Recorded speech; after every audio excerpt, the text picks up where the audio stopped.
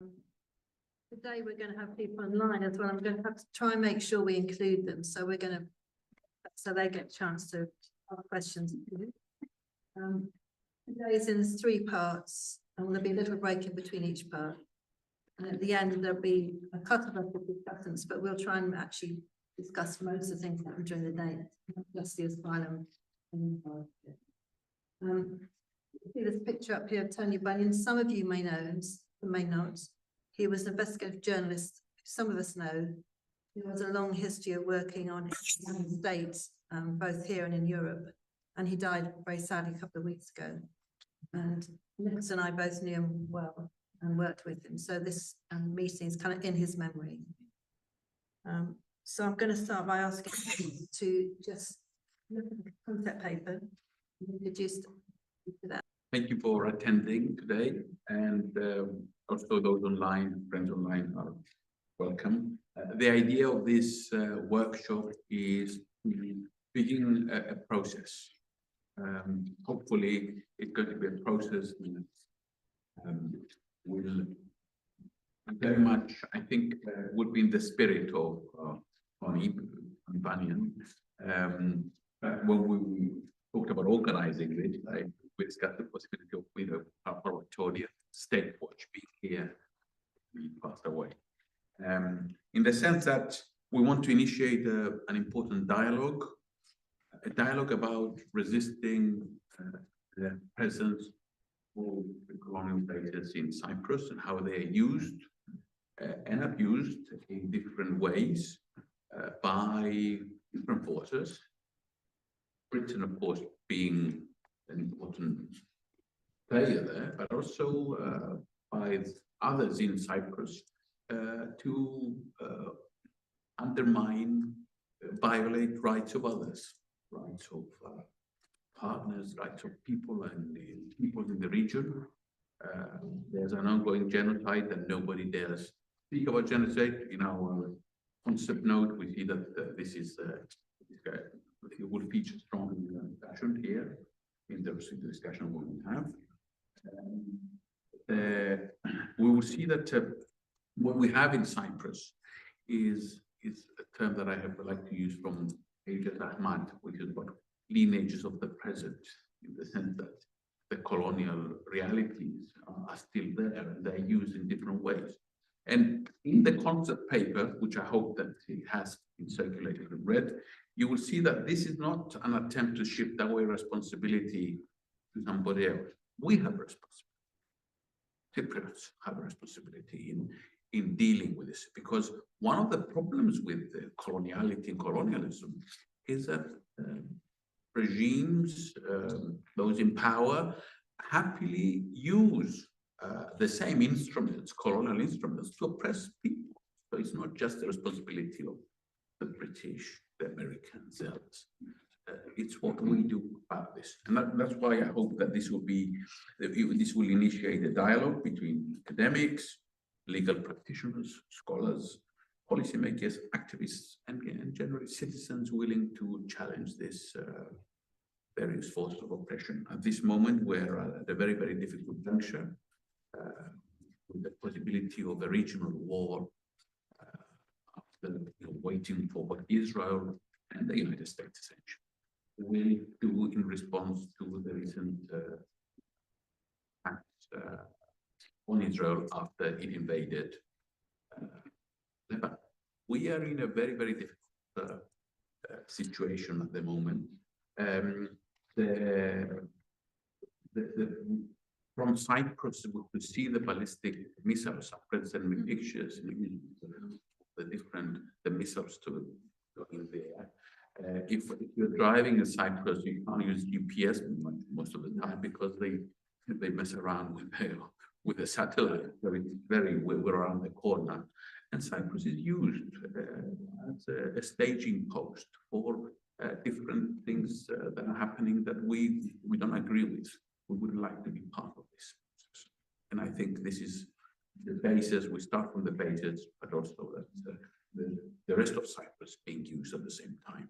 And for the first time, different parts of Cyprus are used, part of the military being used a divided country. We're against the division of our own country and the occupation. So we don't want invasions or occupations to happen elsewhere. That's the whole idea of why we're here. And also there's an element now, I understand that the rich Lebanese have already arrived in Cyprus. They're welcome. But at the same time, the rich Lebanese are welcome. There's jubilation about coming in with their super luxury boats. There's a constant pushback policy program as a result of the violence started by the aggression Israel with its neighbors at the moment. And we are not talking about this. Hopefully, this is the beginning of a discussion. This could lead to different possibilities at different levels, including legal action. Legal action is part of the process, not detached from it, but as connected to a campaign. So hopefully this is going to be a starting point or part of a broader discussion that will take place. We hope that it won't be just a one-off event. We'll have events in Cyprus. We'll have events in other parts of the United Kingdom, maybe divided kingdoms, Glasgow. And we will have we will also want to include Greeks and Turks, Greek Cypriots and Turkish Cypriots in this process, because it will be about uniting us all where we come from, not just Cypriots. Also, there's a big issue about migration and asylum. Strong include everybody who's interested in what is now an existential threat to every one of us. And so that's, without further ado, let's start the discussion. I won't go through the process of the different parts of the paper. The discussion, the issues will emerge. I have raised a few issues on the basis. Hopefully the speakers will come back and respond to this. Or if I'm wrong, disagree or whatever, please go ahead, agree, disagree, raise issues. I'm going to ask Andrea to speak next. Who's going to look at the legal status. And you've got about 15 minutes. Great. Thank you, Nadine. Thank you, Nikos, for organizing, and thank everyone for attending. So, as Nikos has said, and my presentation is prepared in this direction, I'm gonna just give an introduction, and I would like to start the conversation mostly, right? So I have some introductory historical remarks, and the most important ones is that the UK soldiers set foot in Cyprus for the first time in 1878, and they declared the Cyprus Crown Colony on 1925. After a long anti-colonial struggle, which it has a lot of important points, especially the armed anti-colonial struggle in the 50s, we had the Declaration of Independence of Cyprus, which was prepared in the Zurich and the London agreements. We need to point out that the Zurich agreement was negotiated from Greece, Turkey, and the UK, the NATO allies, and the Cypriot representatives were not present in these negotiations. And that's where they decided that they will leave Cyprus, but they will retain certain areas in Cyprus, which will be under the British sovereignty. So this decision was made without the Cypriot presence. In London, a week after, in 19 February 1959, the Cypriot representatives finally, after a lot of discussions and a lot of reaction in the island, they consented to this because they were being pressured a lot, especially from the two motherlands. And then what was left was to negotiate the exact limits or the exact square miles of these British areas. The then Prime Minister of the UK, Harold Macmillan, was very clear when he was stating in the same day of the agreement in the Parliament that what we basically wanted from this deal was to retain our military presence, to make sure that our military presence will not be challenged at all. So the Treaty of Establishment of the Republic of Cyprus was one of the three treaties signed in the 16th of August, 1996.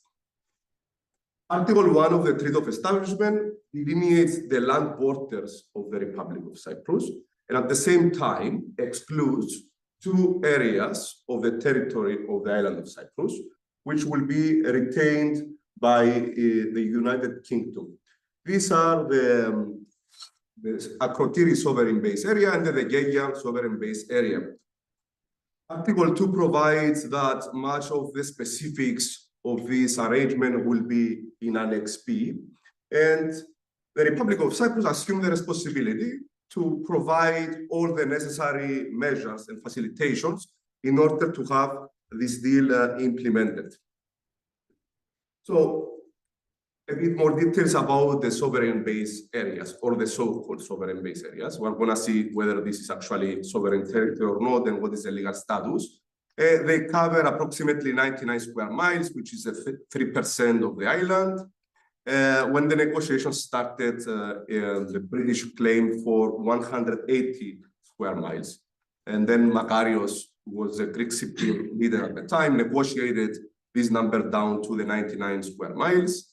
They are the colonial remnants of the old crown colony of Cyprus, in the sense of they are not governed by the usual status of, for example, of a SOFA agreement, the status of forces agreement, because they are under the so-called sovereignty of the United Kingdom. So the United Kingdom considers the SBAs as one of the 14 overseas territories, but it's the only one that is administered through the Ministry of Defense. This is why we also have a more sui generis situation in Cyprus, because even though the colonization process is going very slow for the United Kingdom, and we also have the Chagos Islands issues, etc., Cyprus is even more peculiar case, because it's governed from the Ministry of Defense of the United Kingdom. It's because the UK in Appendix O, on the same day of signing the Treaty of Establishment of the Republic of Cyprus, also issued a unilateral declaration in which it was saying that we commit to not develop the sovereign base areas for other than military purposes, as well as to not set up and administer colonies. This kind of sui generis situation was also affirmed by the UK Supreme Court in a recent judgment in 2018, when they said that although we don't have a colony in Cyprus, more or less the SBAs are the remnants of the old colony of Cyprus. So this is quite puzzling from the UK Supreme Court. On the contrary, the Supreme Court of the Republic of Cyprus made a more nuanced pronouncement on the status, on the legal status of the SBAs. So what the Supreme Court of Cyprus basically said was that the SBAs are neither a state nor a colony, and more or less they have dominion solely for military purposes. This is in line with the unilateral declaration of the United Kingdom in Appendix O, which basically said that we are going to use this territory solely for military purposes.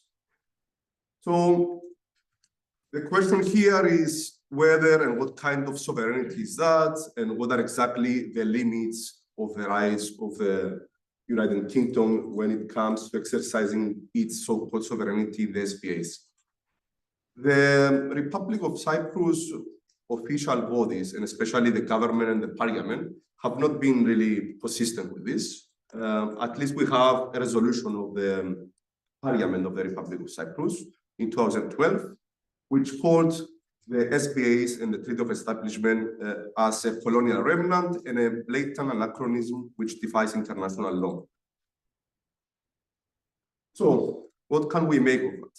So the legal status of the SBAs is more or less understood as is territory that has never been transferred under the sovereignty of the Republic of Cyprus, first of all. Secondly, is territory that is being under the sovereignty of the United Kingdom, provided that it's used only for military purposes. Therefore, we have this quite tailored legal status adapted to the needs of the British imperialism, if you want to say imperialist, or in a more liberal phrasing, will be the needs of the security of the United Kingdom, right? That's how they presented it. It's about our security. Of course, we know, and we will discuss later, about the role of the British bases in the genocide in Gaza and in attacking Yemen, etc., etc. There is now a lot of discussion about the Chagos Archipelago ICJ advisory opinion, and of course the question of the self-determination of the people of Cyprus also raised. I'm sure Antonis will have much more to say on that, so I will leave it there, but it's clear that the fact that they separated these areas of Cyprus from the Republic of Cyprus in the 60s raises a very strong case that they violated the right of the Cypriot people to self-determination.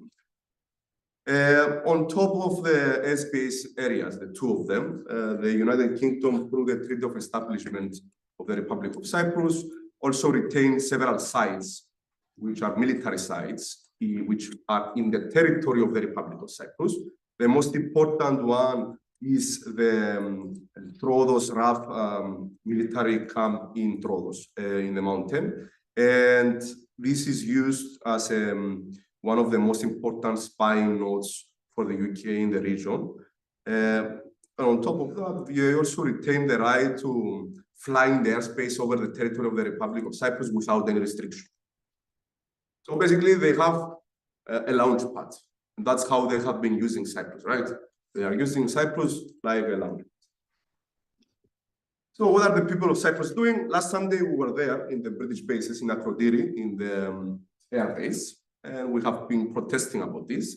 I wouldn't say that all of the people of Cyprus are so active on this, but there have been recurring protests, and especially now with the tension and the role of the British bases in Cyprus, there have been the demand to finally give back these areas to the people of Cyprus, right? That's all. Thank you.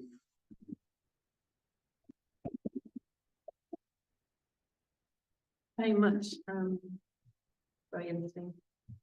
For the people who are online, we aren't going to forget about you. When we have two more speakers, we're going to ask some questions. And if you want to put your digital hands up, I'll make sure to call you as well. Now, the next speaker is Leophatis. Yeah, thank you.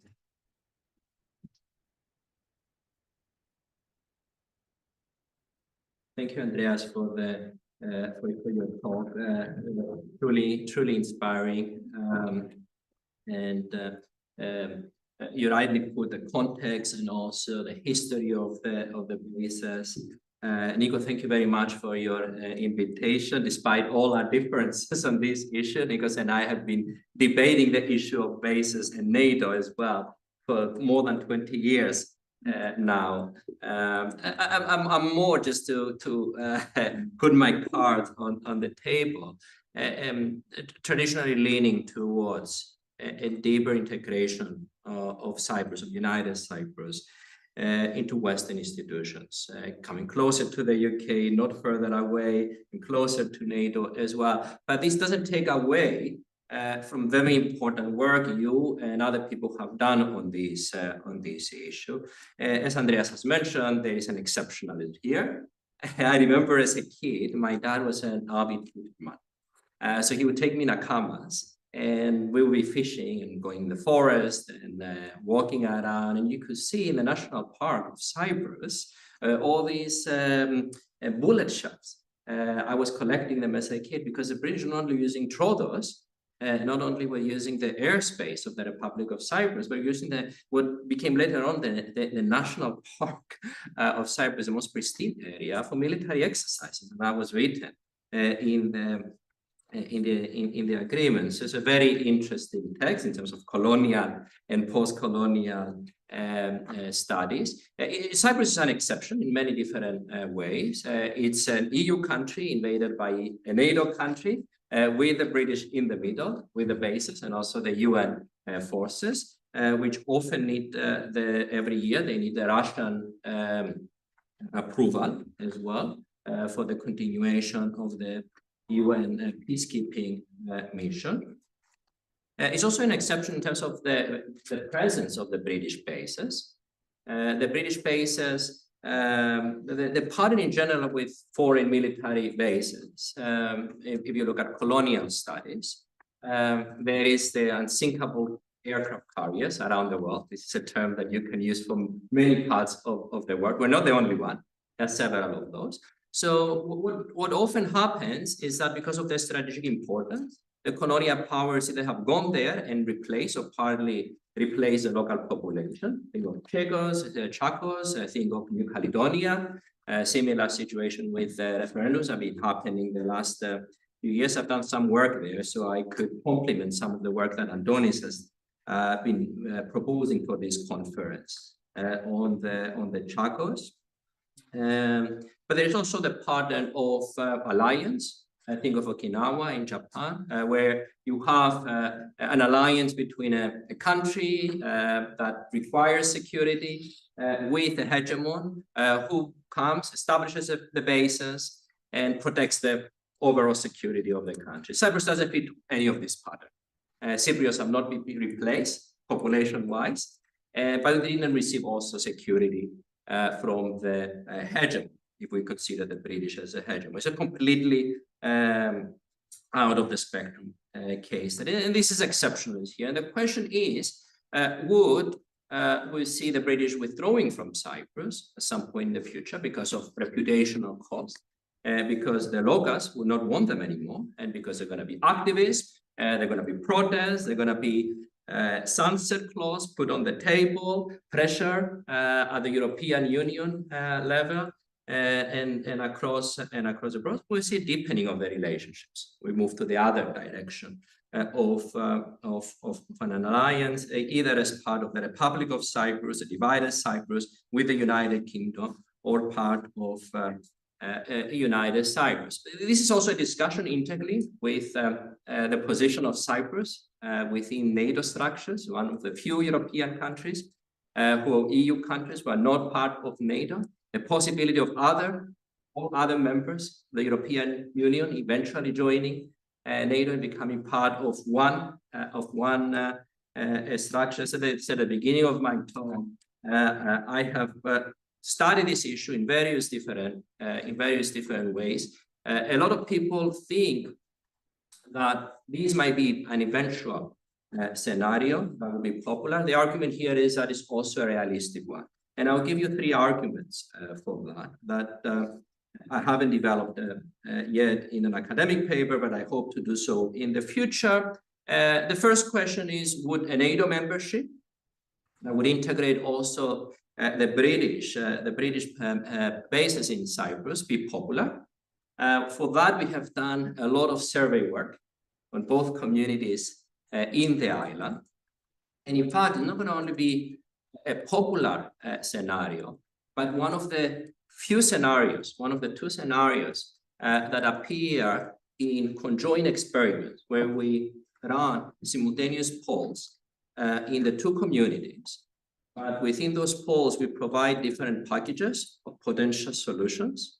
When we add NATO or NATO-related peace settlements and implementation mechanisms, those appear to produce the only mutually acceptable solutions from a public opinion point of view. This is part of an overall change in the Greek and Turkish Cypriot public opinion. In the past, there was a lot of hesitation towards Western institutions. Increasingly, they are moving closer to supporting more integration in international institutions, both communities. So not only popular, but it's one of the only popular packages that we find in public opinion. I can go into more details about that and on that and why it is happening. The other issue, Andrea mentioned very nicely the history of how the whole package was negotiated. Is also the NATO component.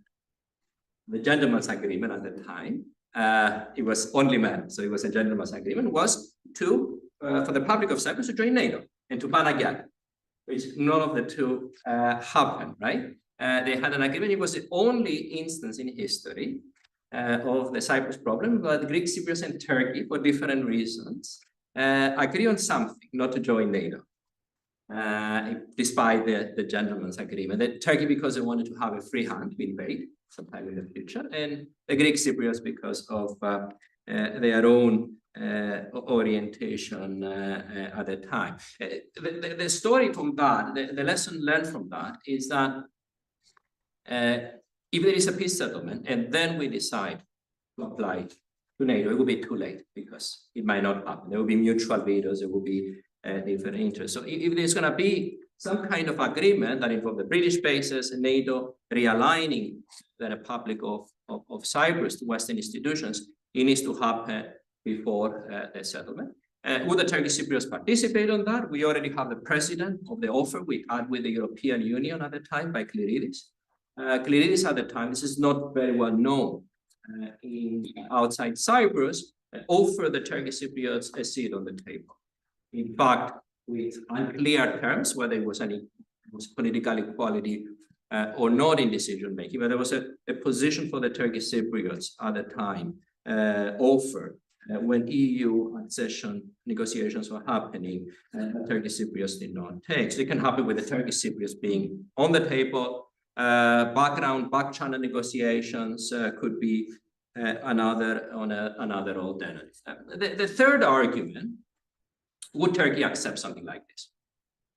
Right? Would Turkey even consider letting Cyprus in a negotiation to join NATO with questions about the British bases again? Because that would be kind of interlinked negotiation between all these issues that Andreas has mentioned. It depends on the alternatives, because a de facto membership to NATO, my argument, is already happening, and it's happening in ways that are much less favorable to Turkey. So the term I'm using, many colleagues of mine and I, is that we're already de facto member of NATO, de facto member of Western institutions. It would happen in a way that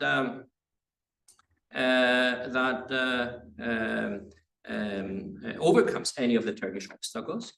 We have precedents in the past of countries within the European space that receive guarantees from NATO members. The case of Ireland is one. There was a secret agreement between the Republic of Ireland and the United Kingdom for the protection of the Republic of Ireland. So they can be under the table, in which case Turkey will not have any control.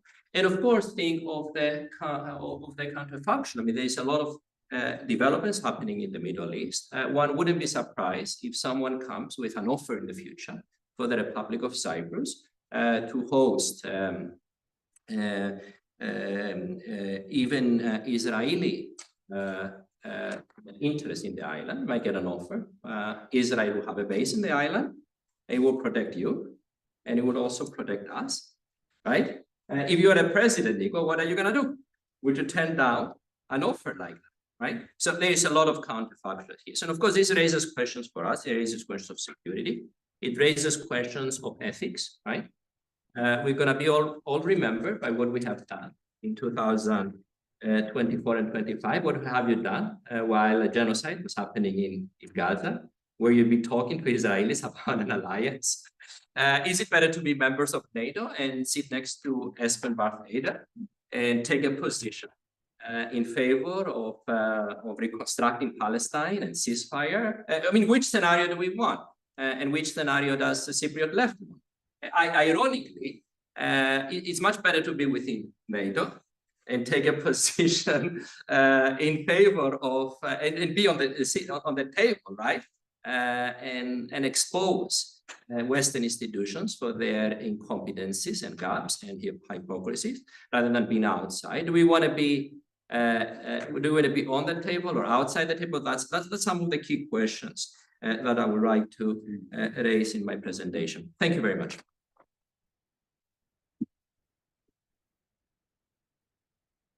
Thanks, Peter. You've given me a lot of food for thought for the discussion. I should say, as an Irish person, Ireland is not in NATO.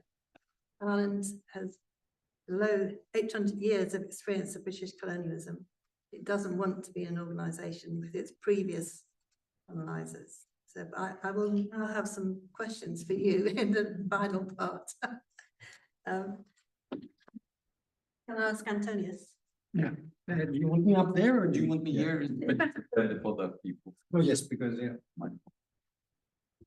And then he's going to talk about international law, self-determination, and the sovereign base areas.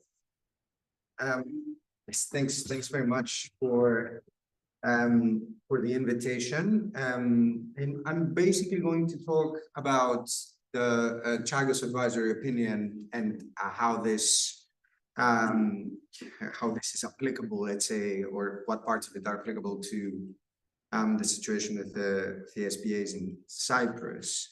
I suppose that most of you are familiar with what happened with Chagos and Mauritius, but very quickly Mauritius became independent, or was given independence. I like it how they found out independence in such a grandiose manner in 1968. But of course, before that, the United Kingdom had severed the Chagos Archipelago from the territory of the non-self-governing entity that was Mauritius at the time. So the colony, it detached part of the colony that was administratively sort of part of the colony of Mauritius, and basically sort of invited the Mauritians to London and said, look, I know this being recorded, but please don't quote me. But basically it was like, look, you can be independent, but we'll keep the islands, or perhaps we'll just rethink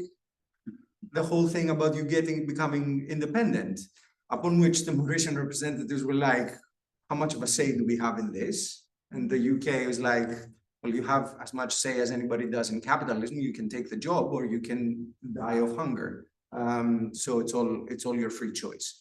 And so freely and genuinely, the Mauritian representatives agreed to the detachment of the Chagos Archipelago, which of course, they never actually really quite stomached. And so they did become independent in 1968, but without the Chagos Archipelago, which became the British Indian Ocean Territory. Diego Garcia, as you know, the Chagosians, the local inhabitants, were ejected. The largest, basically, atoll of the archipelago was handed over to the United States on a lease, where the United States is stationed the largest Air Force base in the Indian Ocean. So yet another of your unsinkable warships there.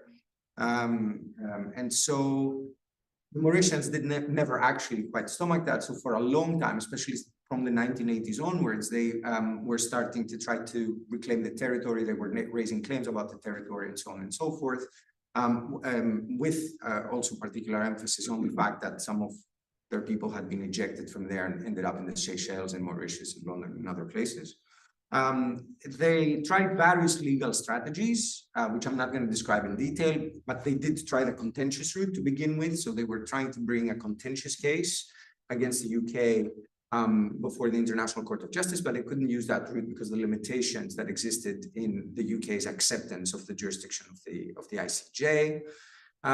They were looking for compromissory clauses on which they could do it, but they couldn't really repackage it in any way to bring it before the court, except they managed to sort of try and repackage the whole thing into a law of the sea dispute so that they could use the compulsory dispute settlement system of the law of the sea convention. Again, I'm going to simplify here very much. This is a case that Mauritius in part one, but if you remember, the last act of the last Labour government at the end of 2010 was basically to declare a huge marine protected area around the Chagos Islands, which of course affected fishing and so on and so forth. So Mauritius latched onto that declaration of a marine protected area and tried to repackage the dispute as one about the marine protected area and brought it and bring it under the law of the sea convention. Very short, the first claim was, they weren't successful, sorry, spoiler alert, but it was a good strategy. The first claim was, under the law of the sea convention, only a coastal state can declare a marine protected area, and the United Kingdom is not a coastal state because they've stolen the islands from us. And the court said, good try, but no. Of course, when the Philippines tried the same with China, the court said, good try. And yes, that's a different story. I'm not going to go into that. So what did they do in the end? In the end, they basically mobilized the UN General Assembly. They managed to convince the UN General Assembly to ask for an advisory opinion from the International Court of Justice. And when that happened, Cyprus obviously sort of like woke up and said, wait a minute, that sounds familiar. Perhaps we have something to say about this. And they did. And so I had the privilege to be a member of the legal team, which was led by Wong Law, KC, also former professor at Oxford, and by the super capable team at the Attorney General's office, Marianne Stavrinidis and her colleagues. And it was a fantastic experience. Obviously, we went there with a particular goal in mind, and that was make sure that the court says things that are useful to Cyprus, should Cyprus ever need that kind of thing. And at the same time, make sure that the court doesn't say anything that's really bad for Cyprus. And there were things that could have gone really badly for Cyprus in the whole situation. We think we were very successful. We managed to get what we wanted out of the advisory opinion on behalf of Cyprus. In particular, the court found a number of things that can be extremely helpful. What were the questions? The questions were two before the court. First one was whether the process of decolonization of Mauritius was lawfully completed in 1968, since there was a detachment of the Chagos Archipelago. So was the decolonization lawfully complete? And of course, this the reason for framing it this way is that this makes it now a matter for the General Assembly, which of course has competence over decolonization. Trying to repackage something that is actually an existing dispute between two states, which this one, come on, it is, into a matter for the General Assembly is quite a delicate situation, because I can come back to that if we have time, but the court can very easily, in exercising its discretion, decide that effectively a state is trying to circumvent the principle of consent for coming to the court by framing something as a question for the General Assembly. And this is an objection that is almost always raised in all advisory opinions that are brought before the court. Sometimes it has more of a basis, sometimes it has less of a basis. The court usually goes around it, but it was very critical for us that we would go around it. That's why it was presented as a decolonization issue, which in fact it is. And the second question was, what are the legal consequences of the continued administration by the United Kingdom of the Islands? So effectively, if it was not lawfully completed, then you have to tell us what the legal consequences are. The reason that the General Assembly had the second question in there was to avoid another Kosovo debacle. The only other case up to that time that Cyprus had participated in before the International Court of Justice was the Kosovo advisory opinion. And the question was the declaration of independence of Kosovo lawful? And the court said, well, there's no rule against it, so of course it's lawful. But that means precisely nothing, because that also means that my declaration of the Republic of Antonius in this room in Garden Court Chambers is lawful, in the sense that there is no rule of international law against it. But if we don't know what the legal consequences are, nobody cares, right? So the whole point was about the legal consequences. So in that context, do stop me whenever you feel like stopping. In that context, what the useful things that the court said, the court said a number of useful things, and I'll try to relate them also to the SBAs specifically. The first one was an intertemporal point, which was very crucial for us and very delicate, which is, what is the law that applies? Is it the law at the time of the process of decolonization, or is it the law that has evolved? And of course, there was pressure to say it's the law at the time of decolonization, and we were pressing more towards, but development should be taken into consideration. And thankfully, what the court said was it is the law at the time of the decolonization, but later developments of a particular rule can be taken into consideration. So that was, in a way, a first positive thing. Why was that very crucial? Because the second point was there a right of self-determination? The whole point about the decolonization is the exercise of the right to self-determination. I'm not going to take you back to Lenin, even though I love that. But the right to self-determination is absolutely destructive for the current international system that we have built, in particular because it has an undefined subject, which is a people. How do you define a people? Unless we take their blood and try to figure out, I don't know, 23andMe or whatever those things are. But this is a bit of a mess. It will prove to you that you're not Cypriot or British or whatever it is that you thought you were.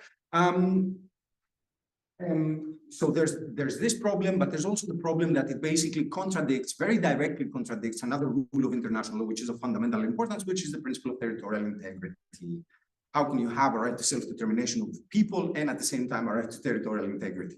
I'm not going to go into that, but the question at the time of decolonization, it was at least agreed that peoples under colonial domination or foreign occupation have that right to self-determination. So at least we limited sort of like the subject in that way. But the really crucial question was, since when do we have a right of self-determination? Since when does this right exist? This was very dangerous for Cyprus in this case, because we're talking about 1968. And of course, what Mauritius was interested in was to say that in 1968, there was a right to self-determination. But Cyprus was like, but we're 1960, so we have to actually be careful what the court says. And we did argue that point very hard. And we think we won that point, because effectively what the court said was that the UN General Assembly Resolution 1514, which is 16 December 1960, declaring the right to self-determination, was declaratory of an existing right, and it merely clarified the scope of the right. 16 August 1960, 14 December 1960. Less than 4 months. The fact that we have the court actually saying that at that time in December 1960, there was a right to self-determination that was merely declared in a GA resolution means that that right pre-existed. Now, for how long? Well, I think we can squeeze in 3 months and 28 days. So that means that at the time of Cyprus's independence, there was a right to self-determination, which pretty much had the scope that was clarified a few months later, 4 months later, in December 1514, in December 1960.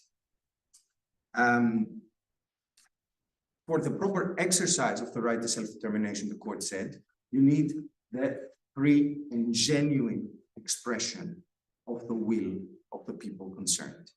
Now, Andrea said a few things about the London-Zurich agreements. I will leave you to it to consider to what extent the free and genuine will of the Cypriot people was expressed in a process where they weren't involved, but they were basically just presented with a fait accompli.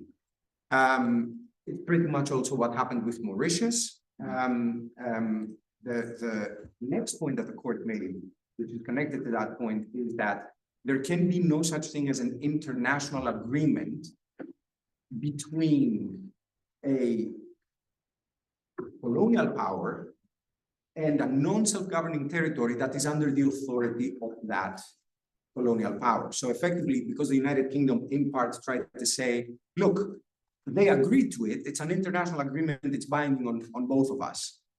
You can have an international agreement between a state and a non-state. We have that.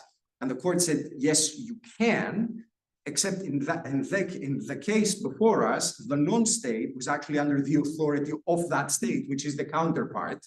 And so that does not count as an international agreement. So the UK turns around and says, but you agreed to it, the response will be, that's not an international agreement because we're still under your authority. We were not independent in 1959 when we agreed to it. And the second bit would be, and there was no free and genuine expression of the will of the people of Cyprus in this respect. Then the court said that the unlawful detachment, because there is a right of territorial integrity, even of a non-self-governing territory. So if you basically butcher up the territory of the non-self-governing territory, split it into parts, and basically keep some parts and then transform them into a new colony or incorporate them into another colony. That was the question before the court. The court said that would be unlawful. Now, of course, in this situation that we have in Cyprus, it's a little bit more complicated because there's no new colony, the SBAs, or is there, right? So you have, you heard the UK Supreme Court in Bashir in 2018, they basically flat out said that the sovereignty has been retained, so it was never relinquished to Cyprus. So that means that the territory is under the status that pre-existed the independence of Cyprus. So the rest of the island became independent, but that 3% actually retains that status. And that would be the status of a colony.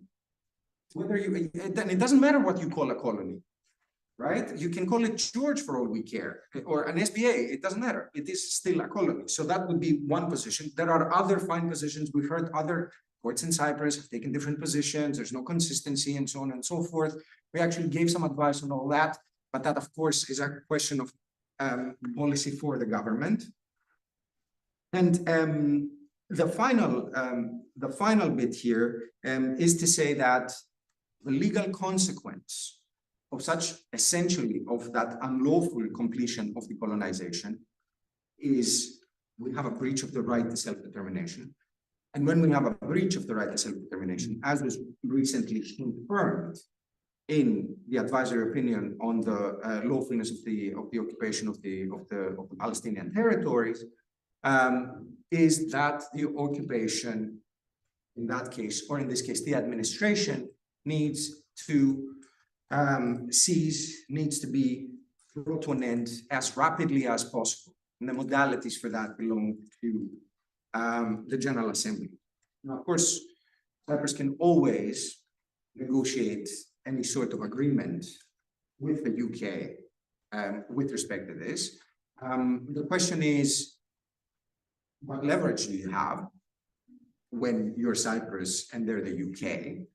This is in part a significant lever that you can pull on if you want to do that.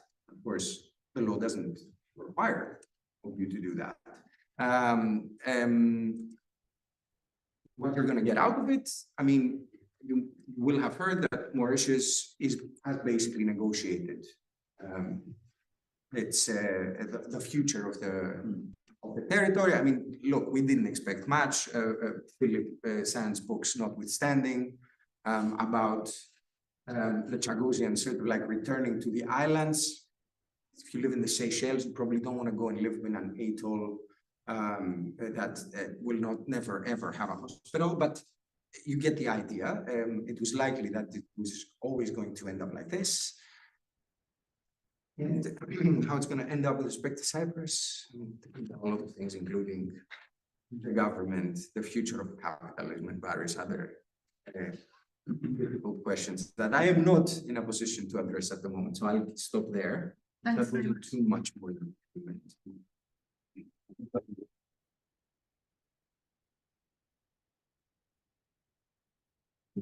I'm going to ask the people online whether they've got any questions, and if they can put their digital hands up. And can we hear them?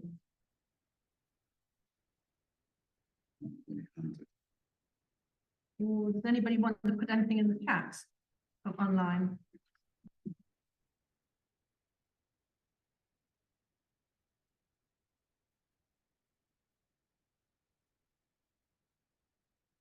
It was crystal clear.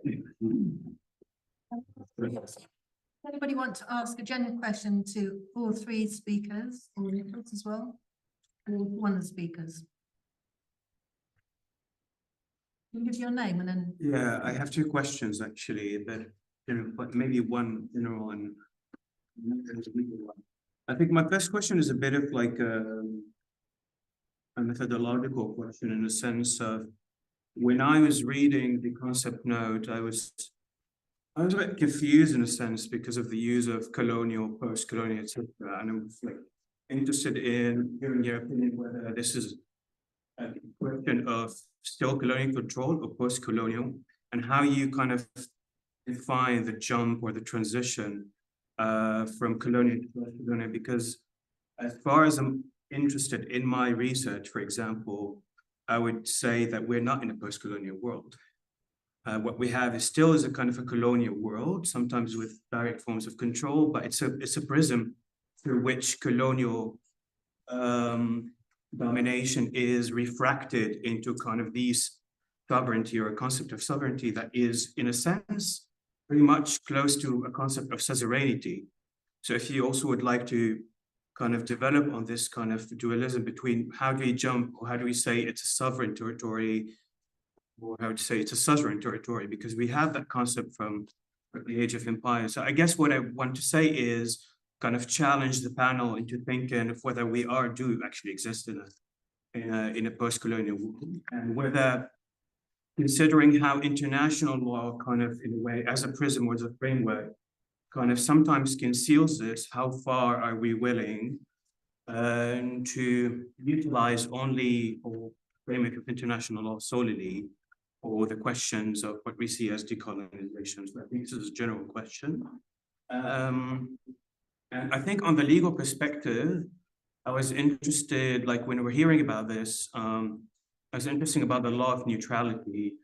And because I was like reading on the news recently that I think several months ago, Hezbollah also like made a threat basically to the Cypriot government, saying that, you know, if the British are using kind of bases on your island, then you're going to be targeted in one way or another. So don't expect not to be targeted.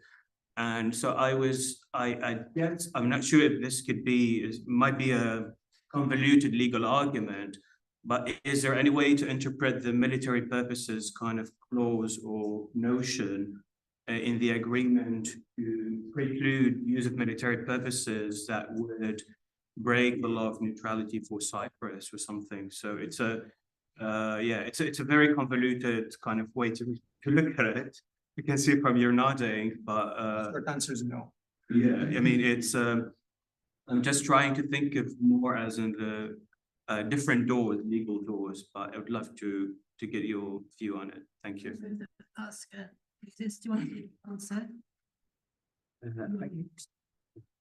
Would you like to ask another question, or should I jump in? Is it? I can wait. No, I should deal with this one first. Yes. Deal with you.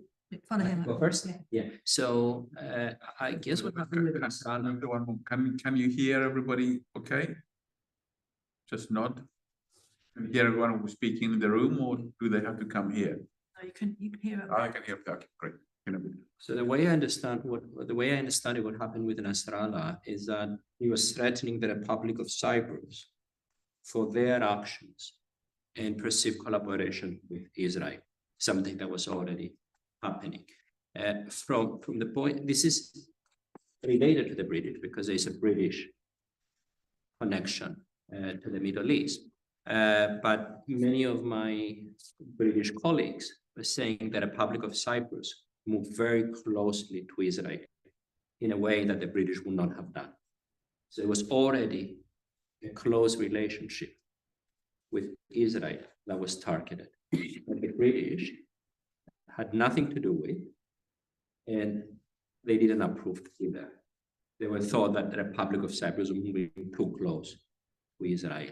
That was not a wise decision for the interest of the Greek Cypriots. That's why my point was that on the relationship with Israel and relationship with other countries, there are de facto agreements that are happening that are suboptimal from the point of view of both Greek Cypriots, but also in relationship to what we want to achieve in terms of the reunification of Cyprus in consultation with the Turkish Cypriots. Ironically, a united Cyprus, because of the Turkish Cypriot connection, because of the leftist connection, it will be closer to Middle Eastern partners, to the rest of the Middle East than Israel. That's a dilemma. That's a dilemma here.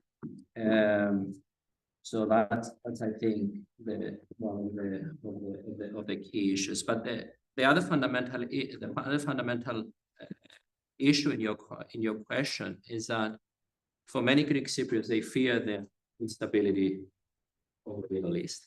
They fear the threats that are coming towards them.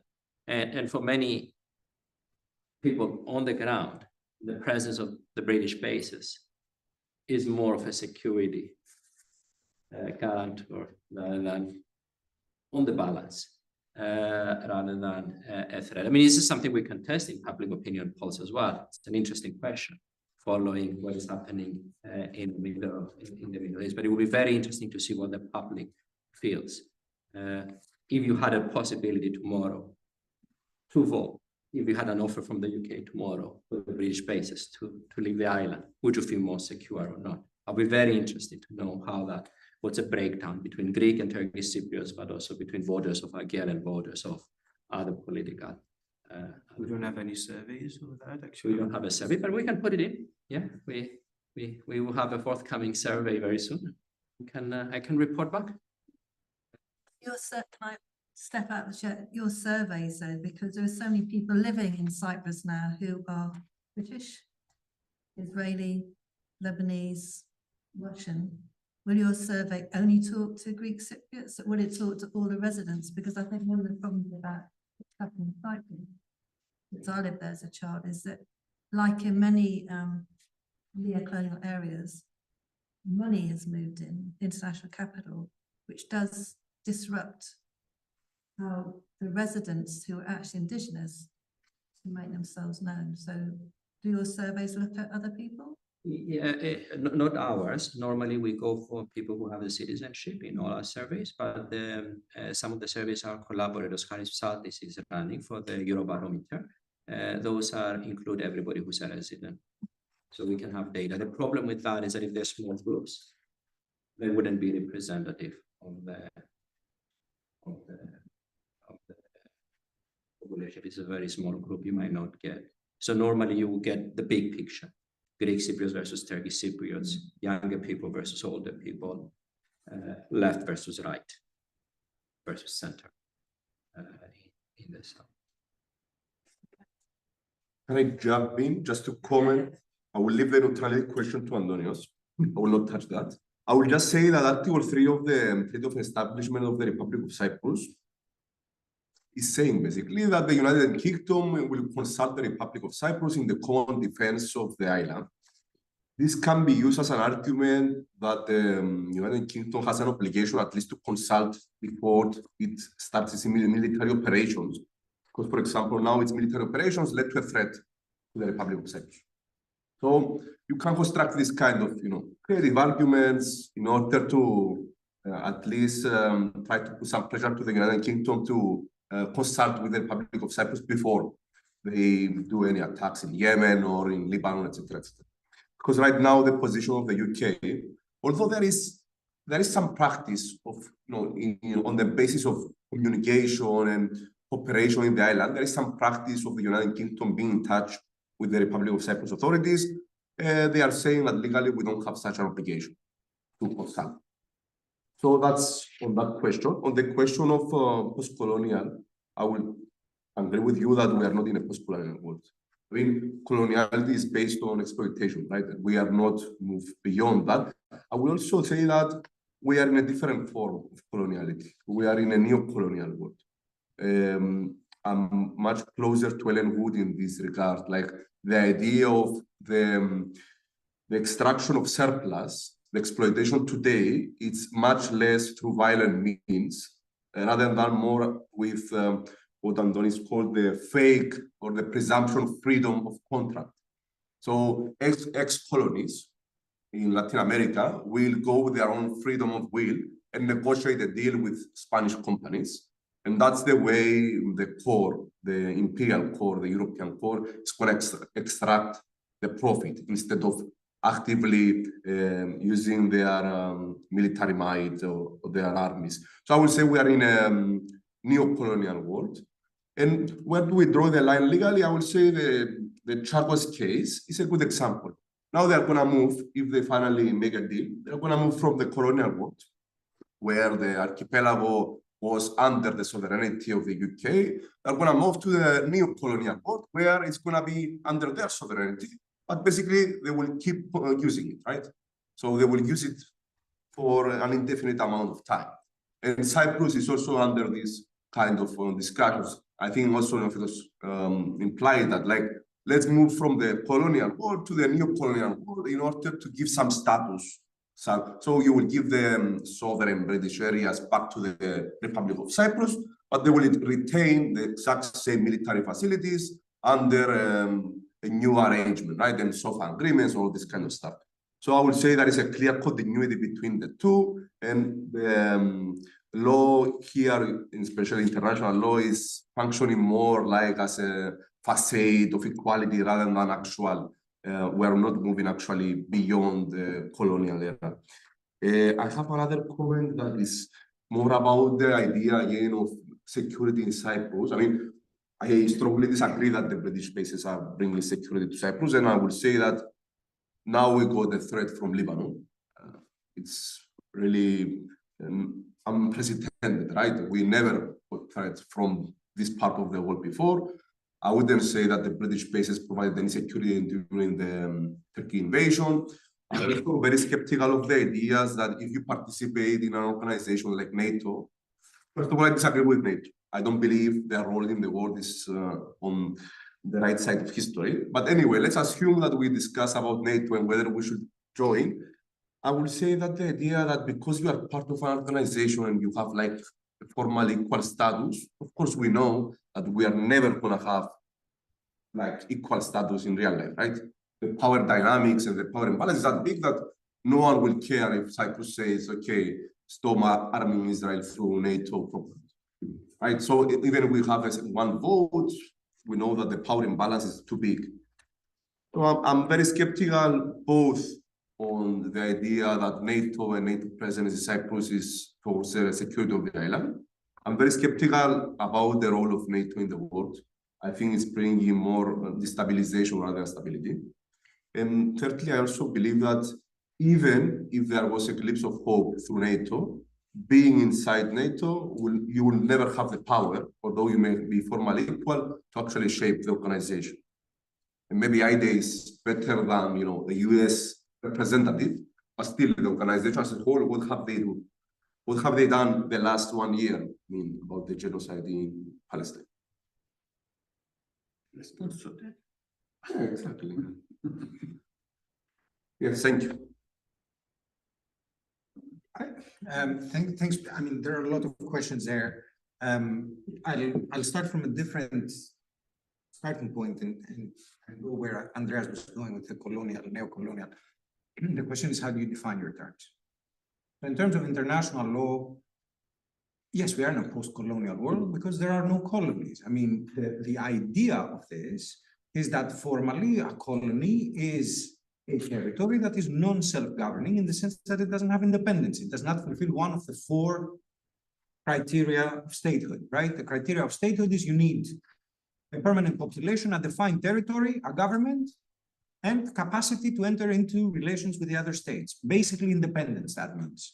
So Scotland has its own territory, its own permanent population, its own government, sometimes more effective than the government of the UK, but it doesn't have the capacity to enter into relations with the others. That doesn't mean it's a colony, right? But it's not a state.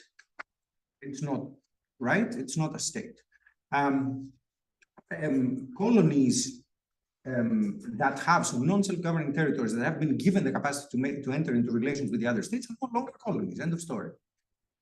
That means you are in a post-colonial world. Now, if you're trying to legally,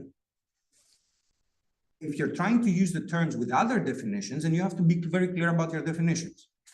Because as far as I'm concerned, Kouladjas in the 70s turned out and said, look, investment is the new colonialism. And then you go and ask the Attorney General of Ecuador why they signed this particular bilateral investment treaty that landed them like a $2 billion award against them, which basically means they can't have hospitals anymore because now they have to pay Occidental $2 billion. And they say, well, they came to us with a model BIT and they told us it's a bit like a credit card agreement. Here's the dotted line, you sign. We would like to negotiate paragraph 3.2. No. The answer is no. You take it or you leave it. This is basically what happened with Cyprus in 1959. But of course, then they weren't a state. Once you are a state, it is fundamental in the concept of sovereignty that it is an exercise of sovereignty to limit your own sovereignty. Do you want me to go back to Greece in 2015? Where do you want me to go? Now, if you're shocked about all this, you shouldn't be. This is exactly how the law works. The law is here to maintain this system. That's what it does. It flattens out the subjects into avatars.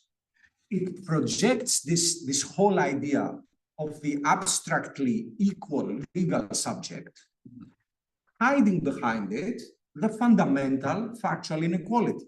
This is not international law that does that. This is all law that does that. That is the whole idea. It's not a bug. It's a feature. It's what it's there to do. And then we reach the point that Andreas reached very eloquently, which is, it is much better. Why do you think there was decolonization? Did the United Kingdom all of a sudden decide, oh, who wants to be the empire where the sun never sets?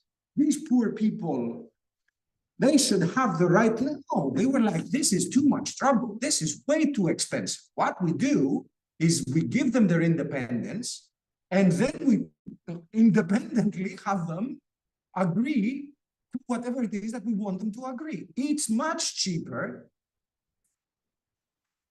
and far easier, and it doesn't require a huge colonial army.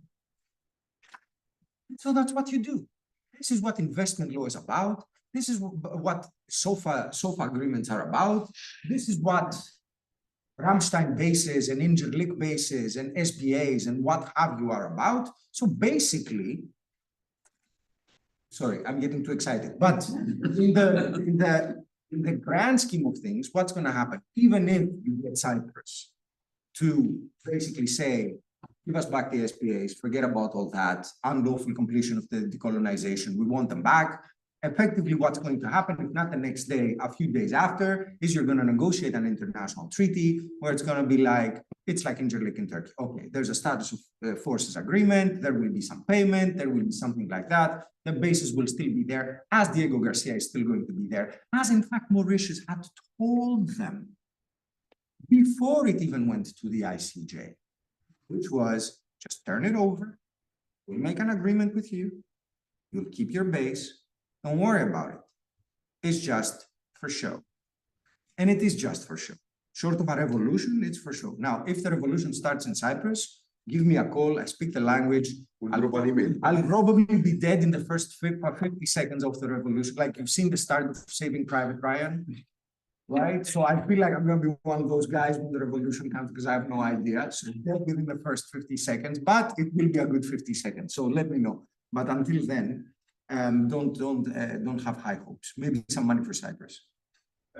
Can I just a quick follow-up? Thank you. Which is like I didn't ask the question out of a shock. I do colonial legal history, so actually I asked the question from a critical point of perspective and trying to insinuate that the terms of the law, as you say, there is a historicity of what we call rights, and so the terms of the law are not fixed, and we as people obviously contribute to the developments. Now, I think in terms of consequences, what I was trying to get at is how far are we how are we engaging with international law? Because from your perspective, from your answer, I can feel, okay, there is a critical engagement with international law.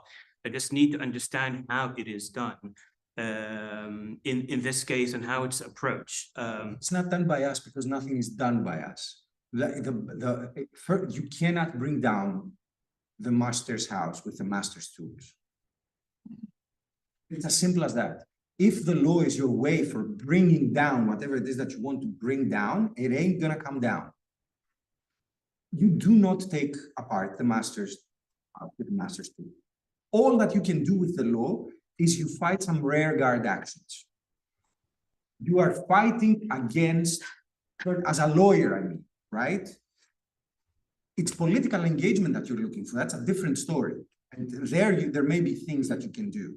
But as a lawyer or somebody who's trying to affect how the law develops, at the most that you can do is fight against further regression. You see it every day with the prohibition of the use of force if you want to do it in international law. You can see it every day with the prohibition of the use of force. You can see it every day with sort of like an attempt to salvage something out of the refugee convention. You see it every day, and we're going to come to these issues. You see it every day, and you see it in domestic law again every day, with like this constant rearguard action to protect whatever remains of labor rights, whatever remains of values of commons, whatever remains of the fact that we no longer have seas that we can swim in this country, because you do that and you basically die because all the shit has gone into it. And oh, this is sorry. You get the idea, right? So I've written about this. It's a very pessimistic sort of approach, right? But it's better to like. Sorry, I keep coming back with quotes, but I was formed in the Communist Party, so I have to. So I'm going to come back with the usual quote, which is the pessimism of the intellect and the optimism of the will. So it's right. So it's a different. It's not the law that's going to help you doing it that.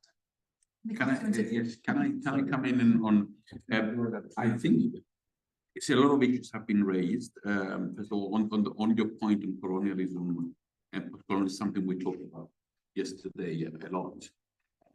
There is this fiction that puts, for example, Cyprus as a sovereign equal to the UK, or the colonial power, guarantor power, with bases, with mind. So the two are equal, So it goes back to the kind of basic idea that we have to address with.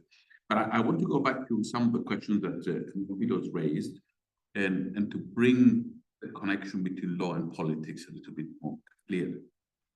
And Neophilos raised some interesting points that in the context of Cyprus at the moment, perhaps opinion polls would show a concern to leave the British bases and to join NATO, because that would be the kind of the package you put together.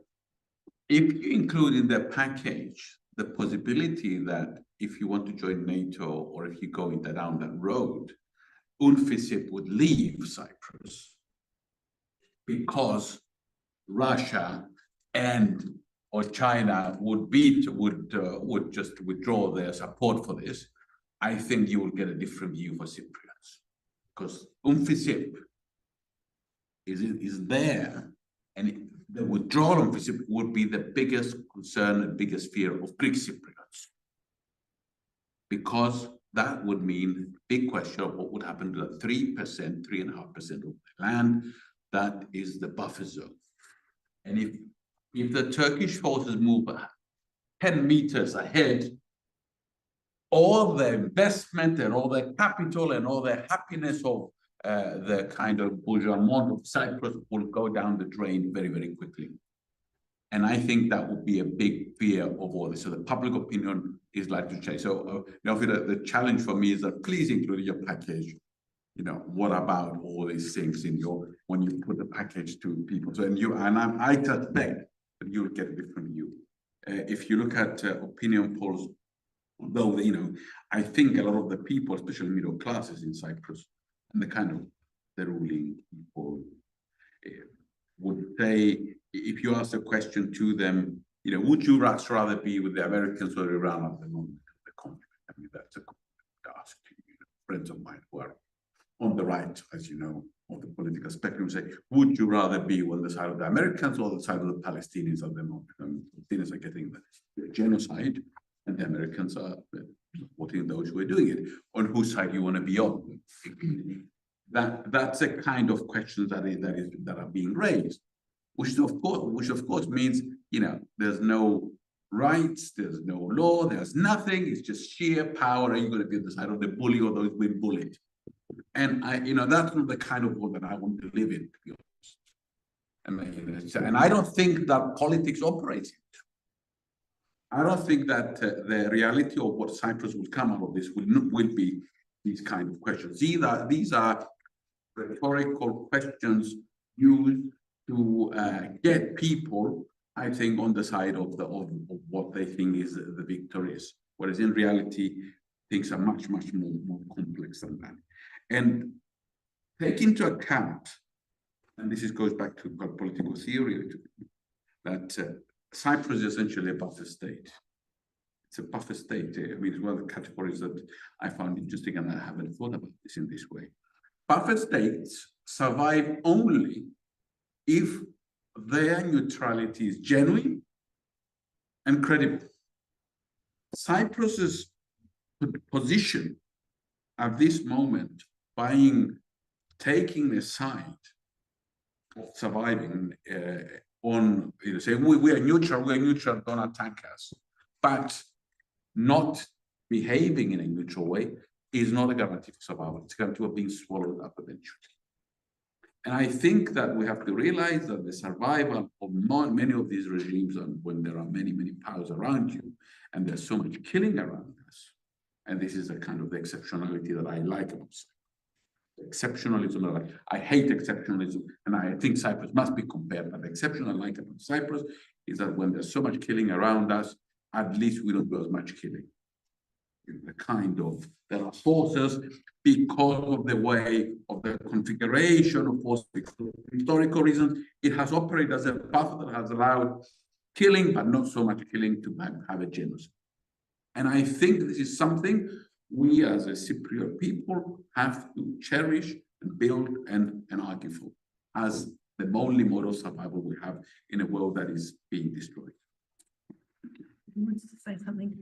Yes, I'm not a lawyer, I'm a sociologist. I just wanted to say a few things about three aspects in the discussion. The first relates to defining the colonial versus the post-colonial or the neo-colonial. The difference between, I mean, I absolutely agree with Andonis that, obviously it's a question of definitions, and we all know that these definitions vary very widely. There is a very rigid or strict definition that Andonis raised, that the colonial is only refers to that which constitutes a non-autonomous territory that is under the rule of another state. That is a very kind of simple legal definition. Yeah. But of course, when we in the social sciences talk about colonization, coloniality, decolonization, post-colonial, and sometimes they're used almost alternatively, these notions. Nobody quite knows where the boundaries are between the post-colonial and the neo-colonial, for example. But what generally is being signified, however vague and however problematic, is that the frame or the prism of coloniality, of the colonial, continues to exist, not just as a debris of the past, as something that's just left over and hanging around, but as something that infuses the whole of our social structure and the modes of thought and ideas and discourses and narratives that are powerful today. So that, this is to recognize, in fact, that the colonial continues to exist in not just debris, in the ways that the law is formulated, in the way that we think about things, in the way knowledge is produced, and so on. And that's, I think a very important principle, but what is missing even there is how that links to capitalism. Because, of course, we have found that the debate on, coloniality seems to have supplanted the debate on capitalism. So that, for example, when people talk about the rise of capitalism or the way in which capitalism operates, we now draw on, sort of the importance of colonialism, for example, in terms of racism, not just as a product of capitalism, but racism as a product, firstly, of colonialism and then capitalism. So colonialism comes first and capitalism comes second in this sort of argument. And I think, again, that's problematic because the colonial enterprise itself is very much tied to the capitalist interests, to expansion, to growth of markets to exploitation and so on. So making that clear distinction between colonialism and capitalism itself is problematic.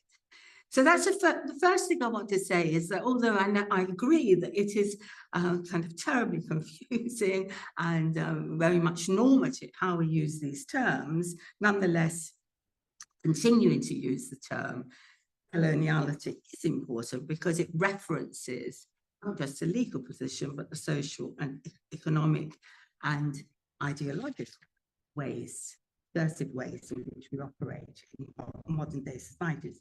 Secondly, I want to just say something about the role of the law. Now, I was very struck by Andonis's kind of critique of the law, which I absolutely agree with. I think the law does operate as an arm of capitalism, and it's very difficult to think of it outside that. But does that mean that changing the legal status, say, of the basis, is pointless? Because even if we change the legal basis, we will still have politically a very similar thing occur. It's inevitable that they will be used in the same way. It will appear as though, you know, for example, Cyprus has got rid of the remaining colonialism on the island and it operated freely. But that's a myth because actually, you know, it's still more or less the same thing. And my view is actually that the law does matter, even though despite all these problems, I agree with, and that there's changing the legal status is necessary but not sufficient. That's where I would go. So it's not pointless trying to get rid of the basis, but not sufficient. So, you know, just like, for example, as someone who writes about race and racism a lot, it's not enough to have laws that prohibit racism. But they're necessary, but they're not sufficient. So we need more than that. And that's where, of course, we bring in the role of the political. So, and the third thing I want to then raise is what are the tools that we use for social change, for getting rid of the continuing colonialism in Cyprus to the basis, for example. The tools, we've been talking here about legal tools and legal arguments. What legal arguments can be made? Now, I think legal arguments are important, but even legal change doesn't happen through legal arguments. You know, we've seen, for example, the change, you know, in kind of discriminating laws, you know, Equality Act and things. They haven't happened because people have used legal arguments. They've happened because people have protested, because people have organized for political reasons. So legal arguments, even if you want legal change, you don't necessarily have to stick to legal arguments for that change. So I just want to make the distinction there between what are our objectives? Our objectives are to change the law, to change the political system, is to say, get rid of colonialism, get rid of capitalism, and so on. We can use legal arguments, they're very limited, and they probably won't work, but then we can use political arguments, political struggle, and that's where it all ends up. So I think just playing this idea of what are the legal factors that we can work with, what legal tools we can use, and also what are the political tools, political organization and struggle that we use. Not conflating them, but seeing them as kind of not mutually exclusive, but rather as symbiotic, if you like. Thank you. Yeah, Mary and Mattheos want to speak. Let's start with Mary. Mary, do you want to go? I think you will be. We can't. You may have to write her. Can't hear us. You may have to write it down. Could you write in the chat your question? No, I'm not asking a question. I'm asking. Oh, okay. We can hear you. Okay, you can hear. Yes, please, you can speak, Mary. Okay. I do want to ask this question of Nikos. Why did you invite me? It seems, sorry. Yeah. And I don't have a sense. Mary, one moment, we have to make the volume louder, but I think I'm not a co-host, so maybe You're welcome. I am. Okay, so I need to get rid of this.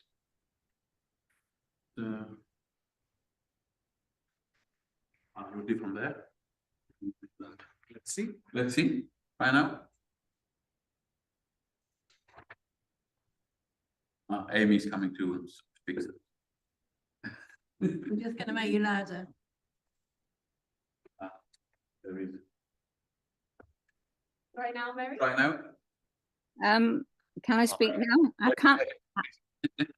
I have this feeling that I'm completely disconnected with this event, and partly the only thing that I know is Tony Bunyan isn't there.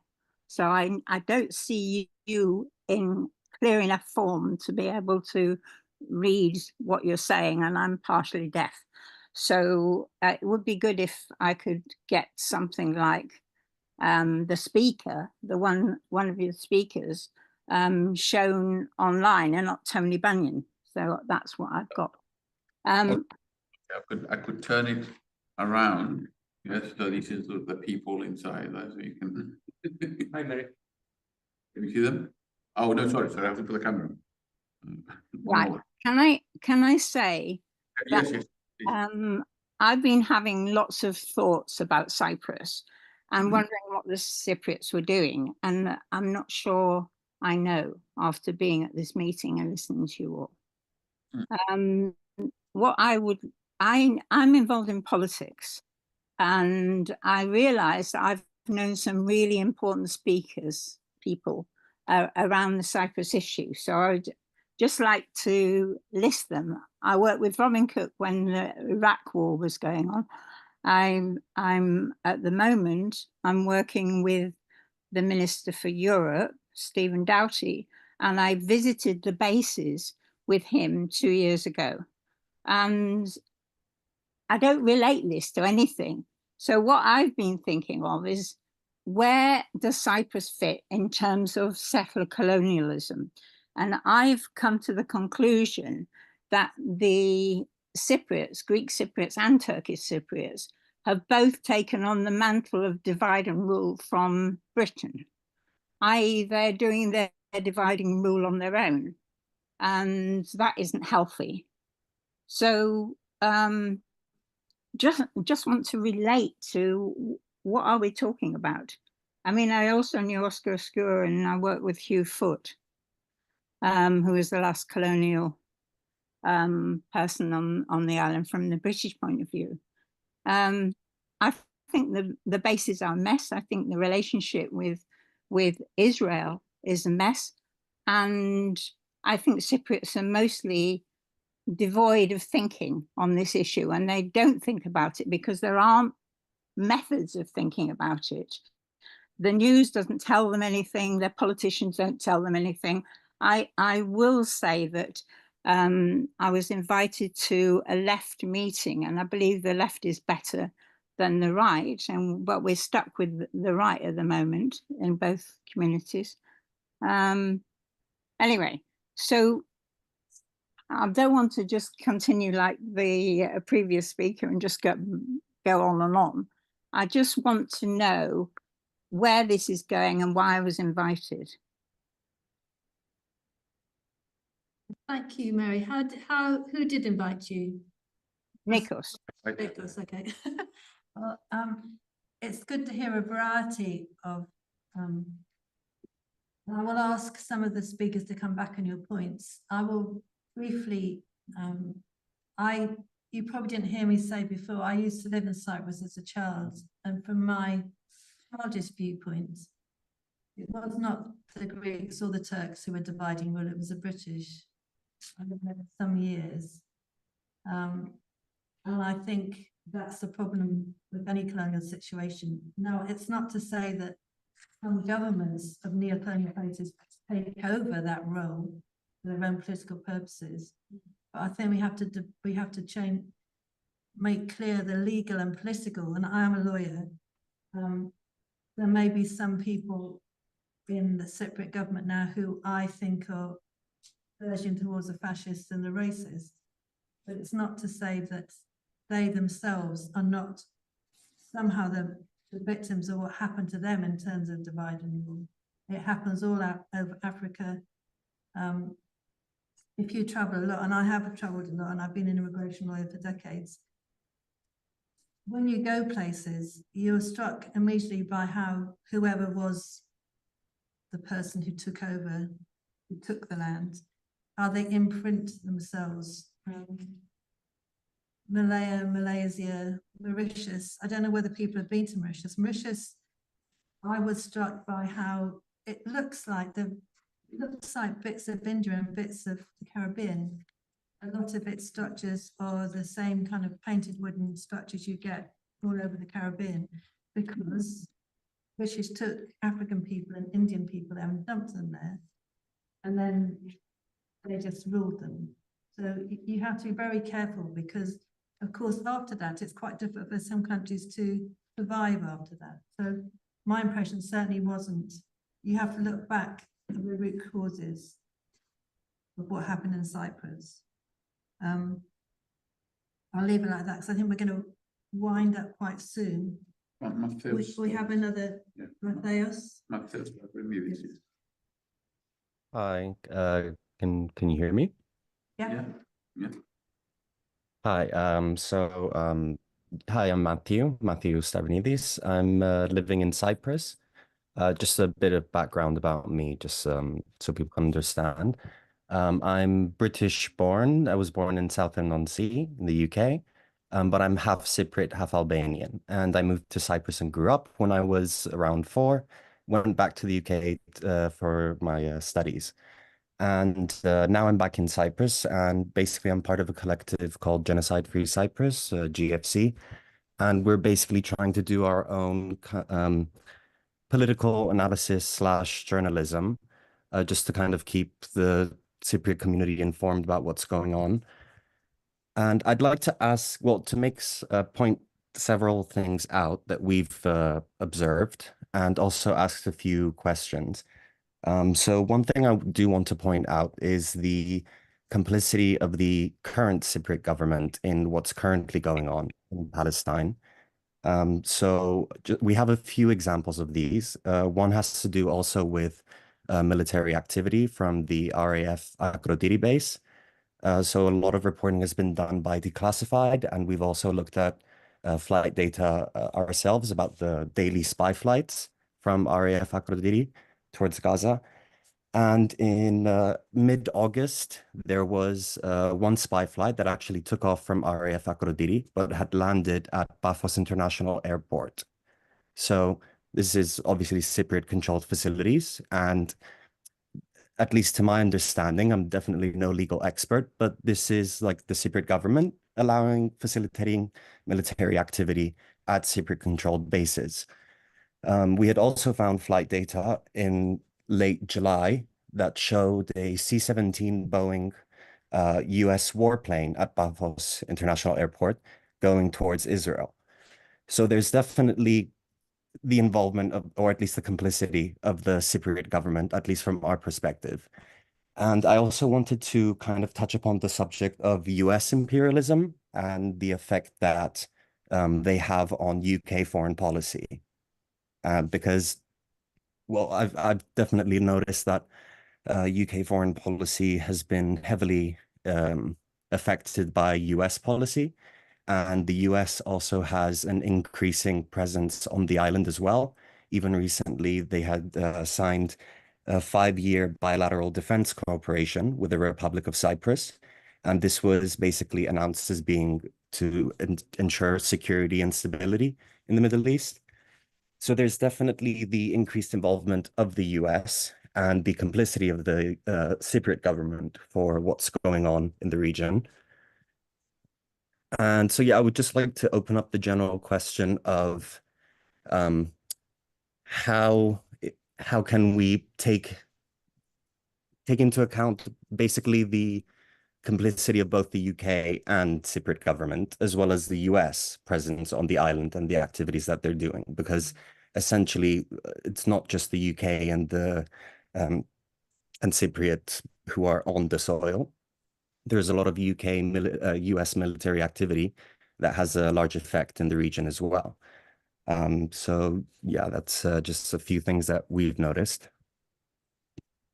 Matthias, I think what you say is very valid, and this is going to be really what we're going to talk about in the second session after the break in a few minutes, because we're going to be really concentrating on more the practical consequences of having the bases on the island. So if it's okay with you, I'm going to leave your questions for the second session. We're going to start in a few minutes. Okay. We're going to start. My local MP is Jeremy Corbyn, and I did lots of work with him. We invited him today, but unfortunately for him and the Brazilians, he's in Brazil.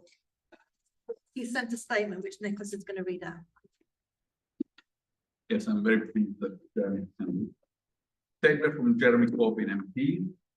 I have been using my voice in Parliament to demand an end of all arms sales to Israel. Others believe that we have been speaking out against genocide, against the genocide in Gaza for almost a year now. The world had become desensitized to crime against humanity, and we have no choice but to keep demanding a ceasefire and an end to the occupation of Palestine. Earlier this month, the government announced a partial arms embargo after finally admitting that there was a clear risk of weapons being used to commit violations of international law. This was obvious to anybody who turned on their TV long enough to see human beings buried under the rubble of their homes. It is beyond shameful that it took the lives of more than 40,000 Palestinians for such an admission to be made in public. At the very least, this announcement must be the first step in a full arms embargo to Israel. We should demand nothing less. The embargo should include part of F-35 fighter jets used for the Israeli military to commit genocide. And it must include weapons being used by Israel and its egregious assault on Palestinians in the occupied West Bank. Indeed, earlier this month, I asked the Foreign Secretary what role Britain has played in flying surveillance aircraft over Gaza, and whether the RAF Akrotiri in Cyprus is being used as a staging point flights to Israel. He refused to answer. There are many planes flying between Akrotiri and Israel. I want to know what's on those flights, what those planes are being used for. I want to know the same for RAF Thegenia. Make no mistake, our government is complicit in the massacre of the Palestinian people. I am with the millions of ordinary people across the country who want the killings to stop, who want basic dignity for Palestinians, who want a just and lasting peace. Ultimately, I believe in the universal application of international law. That also means reuniting Cyprus as a bizonal bi-communal federation with political equality as outlined in all the relevant UN resolutions. I've said many times in Parliament, Britain as the guarantor of independence in 1960 should be pushing for this on the world stage in order to facilitate negotiations that can lead to a lasting settlement. Britain should also push for the full right of return of refugees and seek justice for the families of many missing persons who have likely died as a result of the situation in Cyprus in its own competition. I am very proud to represent the constituency with a large and vibrant Cypriot population of both Greek and Turkish-speaking Cypriots. As an independent MP for Islington North, I will be a voice to bring all communities together. Diversity is our greatest strength, and our society must be built on respect for all peoples, no matter their background. The ongoing partition of Cyprus continues of appalling human consequences. consequences. 200,000 displaced persons, over 550 religious sites desecrated or destroyed. President Erdogan's call for the ongoing partition of Cyprus is not a path for a just and lasting peace. Instead, he threatens further conflict in a wider regional escalation. It lies in the face of the right of all Cypriot people to determine their own future. This is from Jeremy Corbyn.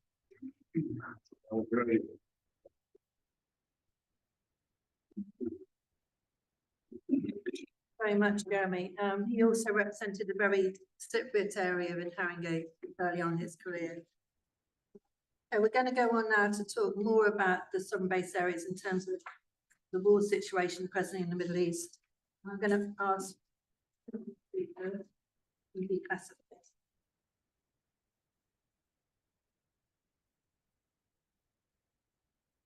Hey, I'm Phil from the Classified UK.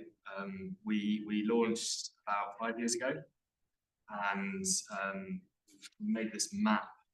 So our focus is on UK foreign policy and its role all around the world, but we've been focusing quite heavily on Gaza recently. So we mapped out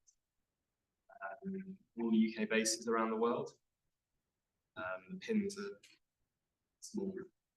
And I think it's the first time that it's really been done. And I've been to the British base in Belize and also the one in Kenya, where there are, lots of issues to do with the environment, human rights, and this kind of issue of sovereignty, but on a kind of smaller scale in terms of a soldier there commits a murder. Well, it's not, obviously it's a very serious case in and of itself, but there are these jurisdictional issues, I guess you'd call them, rather than perhaps sovereignty issues. But if soldiers have broken the law there, can they be tried in that country? And there's the court in Belize, I think it ruled yesterday, that there was a soldier wanted for domestic violence who's gone back to the UK, but they're saying no, they have jurisdiction to try him in Belize. So yeah, there's a whole host of issues at many of these base sites, but clearly the one in Cyprus is one of the most contentious at the moment. There was also a rape case in Cyprus, well-known rape case with the Yes, yeah. Some other situation, violence and that sort of thing, raised also.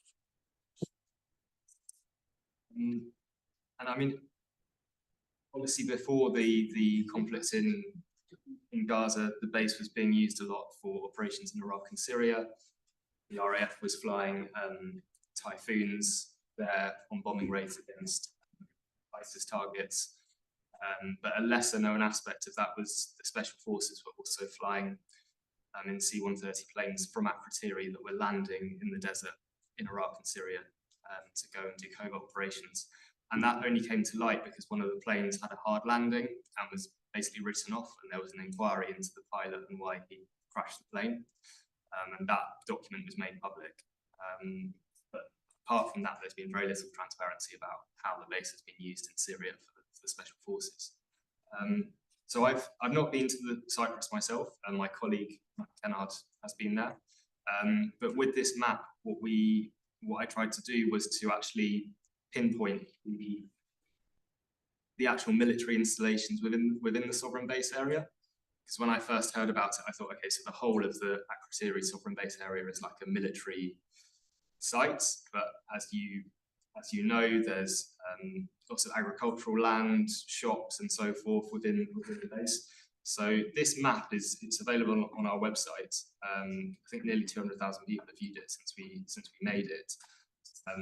And you've got obviously the airbase itself, Akrotiri airbase, where the flights are going.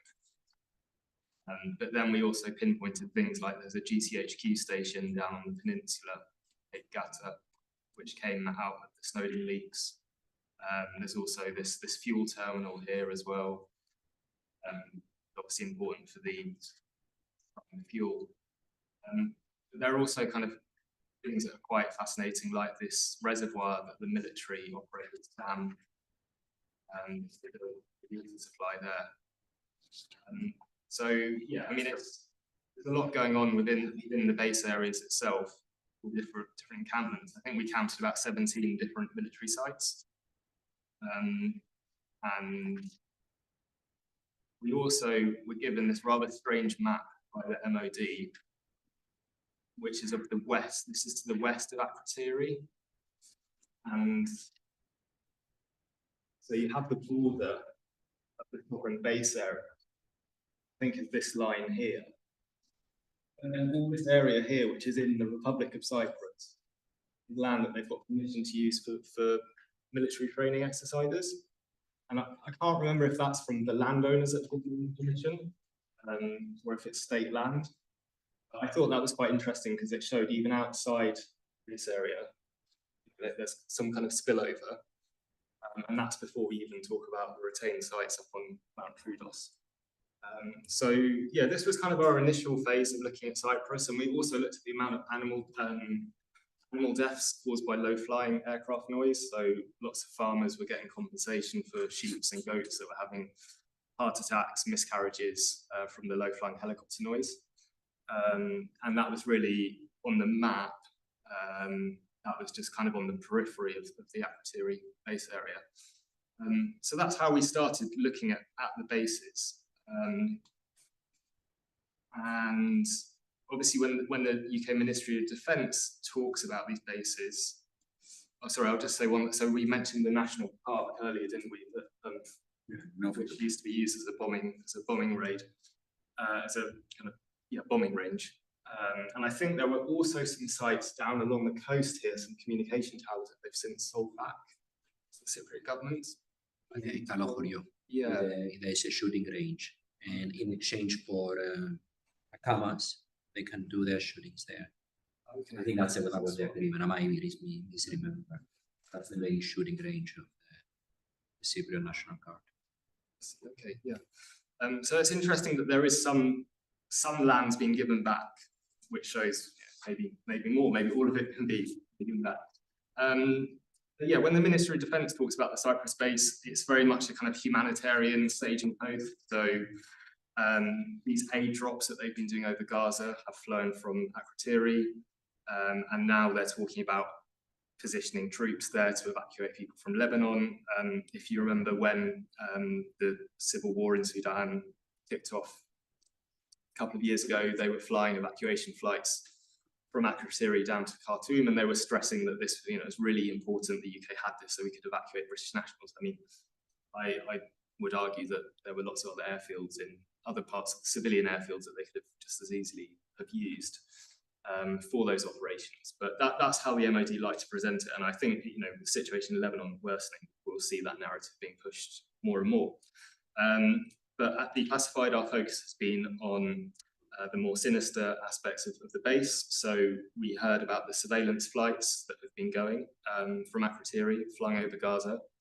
These started in December, and the Conservative government did over 200 of them. Under Keir Starmer's government, there's been 100 flights so far. And the official purpose of these is for hostage rescue, and specifically because some of the hostages are British nationals or have British links. I think originally it was only 2 that were British nationals, one of whom has since died, so it's now just 1 British national left. But that's the official justification. And they say that intelligence that they gather on possible hostage locations is then shared with Israeli authorities. They haven't said exactly which ones. And of course, groups like Breaking the Silence, an Israeli veterans group, have said that this military approach towards freeing hostages has been disastrous. I think it's only returned 8 hostages so far. The biggest number of hostages to be released, over 100, has come through negotiations. And actually, many of the hostage families, including the ones with British links, have been calling for Netanyahu to do a deal. So these flights seem to be at cross purposes with what many of the hostage families are saying they want, because it's clearly supporting a military solution. And as we know, when the IDF goes into Gaza to supposedly rescue hostages, they can kill huge numbers of civilians in those operations. And there was that famous case of some of the hostages waving white flags who were shot by the IDF. So there are lots of questions about why would the UK, if its goal was hostage rescue, well, free the hostages, why are these surveillance flights even a good idea on that basis alone. And then, of course, there are suspicions that actually, this intelligence could just be used by the Israelis for targeting in general, targeting these airstrikes. And this is a question we've been asking. The pushback is always no, they're solely for hostage rescue. Yeah, I mean, it's very opaque. We know that there was a spy flight in the air the day that the British aid workers were massacred. The MOD holds that footage. It's refused to give it to us. The coroner, the families of one of the victims has asked there's an inquest being held.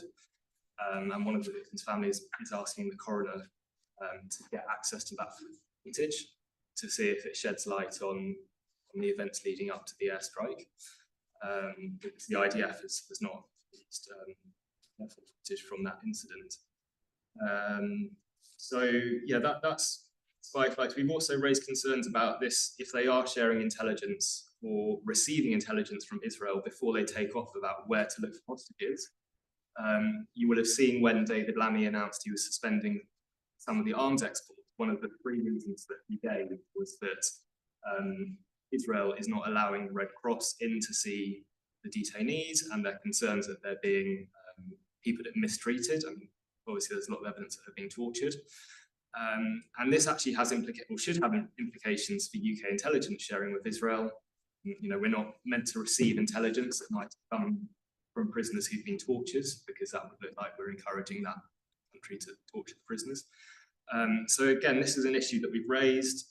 The MOD flat out denied that they've received any intelligence from Israel that might have come from torture, but it beggars belief that these spy flights just take off and then randomly decide where to look over Gaza. You would think that they coordinate that with Israel before they go on these missions about where to look. So those are many of the issues with the spy flights that we've been raising. And we'll continue to raise. We've also spoken about the cargo flights. So the UK military cargo flights going from Akrotiri and landing in Israel since October 7th. Again, lots of opacity about what is on board those flights exactly. We know they have the capacity to carry large amounts of military cargo and troops, but again, that's just a complete black box. We've also seen, or my colleague Matt Kennard saw, US Special Forces flights going from, I think, Fort Liberty, what was Fort Bragg, the biggest US Special Forces base in America, to Akrotiri and then on to Israel. And those are used by Special Forces teams like Delta Force.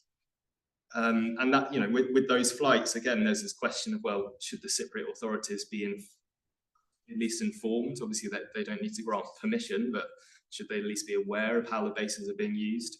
And there's been a bit of discussion in the Cyprus Mail, I think, has picked up on our stories in that regard. But yeah, I should say, when the UK announced the spy flights were starting, Hamas said that it made the UK a party to the conflict. The UK denies being a party to the conflict, but I think if you are sharing live satellite imagery for one of the it's hard to see how that doesn't make you a party to the conflict, but that's not really an angle that anyone's been. Obviously, Nasrallah made that threat towards Cyprus. Slightly ambiguous. We can have different interpretations over whether we're referring to what's happening on the Republic of Cyprus air bases or Akrotiri. But clearly, this does put Cyprus at risk, or at least many of the Cypriots that I've spoken to feel that it's putting the island at unnecessary risk. And we've seen that with groups like Cyprus Peace Council, the Don, Cal, with the protests that they've been having outside the base, calling for them to be closed down. There's also been a bit of a mystery about whether the Israeli, so this is a Daily Express article.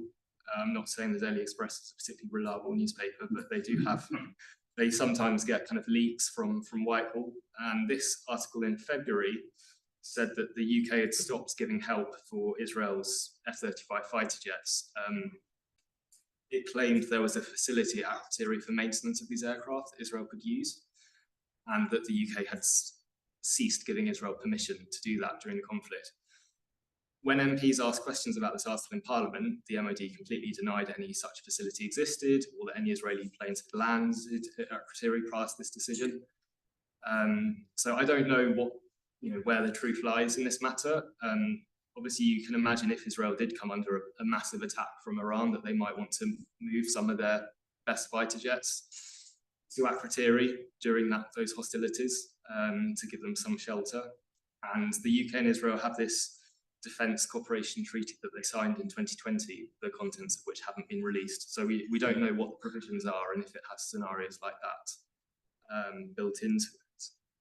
The other contentious use of the base in the last few months has obviously been its role in bombing Yemen. So typhoons have been taking off, I think about 4 at a time, and they have an aerial refueling tankers to go with them to get the range to bomb Yemen. I did a lot of work on kind of the premise of those airstrikes. So the UK government said British shipping was a threat in the Red Sea from the Houthis. And when I looked into it and asked them, I asked them which British ships have been threatened. And the best they could come up with, I think, was a ship that was flagged in the Cayman Islands, which technically was British. But that was the only British, they counted that as a British flagged vessel, which I thought was a bit of a stretch. Most of the shipping was flagged to countries like Panama, but it might have a UK connection in that it had like a UK shipping brokerage involved somewhere in the contract. So they were kind of stretching the idea that there was a threat to British shipping as a justification for starting the bombing on Yemen. And they were also saying that the British destroyer HMS Diamonds that was in the Red Sea, that was coming under attack from the Houthis.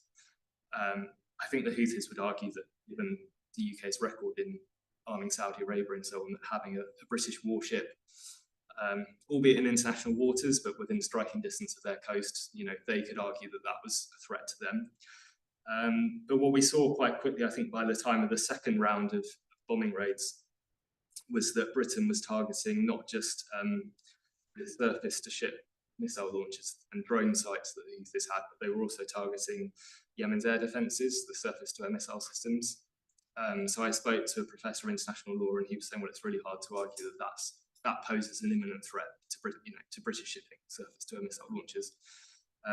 So it looked like there was, mission creep was setting in quite quickly, and obviously by weakening Yemen's air defences, that's made it even easier for Israel to do the kind of strikes we saw on Sunday to the oil terminals in Hodeidah, a massive impact on Yemen's humanitarian situation.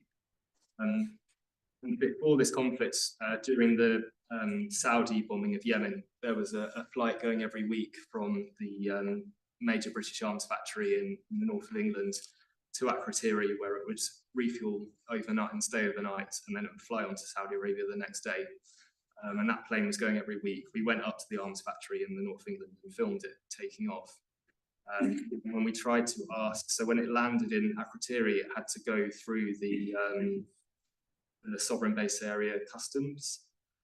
So they had a flight manifest of what was on board. But when we did freedom of information requests to try and get the manifest, they said that the sovereign base area is not within the UK Freedom of Information Act, which was a loophole that we hadn't heard of before, but it does seem to fall inside even that transparency law. So that was quite an eye-opener. And yeah, also, as well as the surveillance flights going to Gaza, we've seen them flying up to the edge of Lebanese airspace after October 7th, presumably to look at, to spy on Hezbollah. And yeah, obviously the Trudos sites and so on, the GCHQ and the NSA, we know they have massive reach easily into Lebanon. They can go much further than that. But I think around 2009, there was a GCHQ document that said Israel could be a threat to stability in the region. It was seen as a potential destabilizing force because they might go to war with Iran. Obviously, UK policy since then has become much more pro-Israel.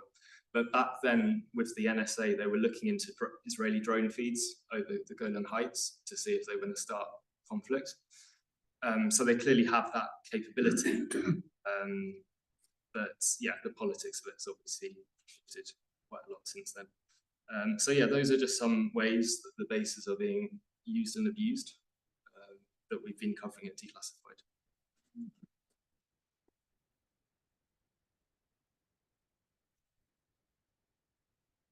Thank you so much, Phil. I'm gonna ask Lisa to talk now about recent developments in the ICJ. I can just say whilst we're getting ready, there was some debate earlier on about the use of the law. And I think the Gaza attacks have really challenged lots of lawyers. I was part of the Gaza initiative as a judge, former judge.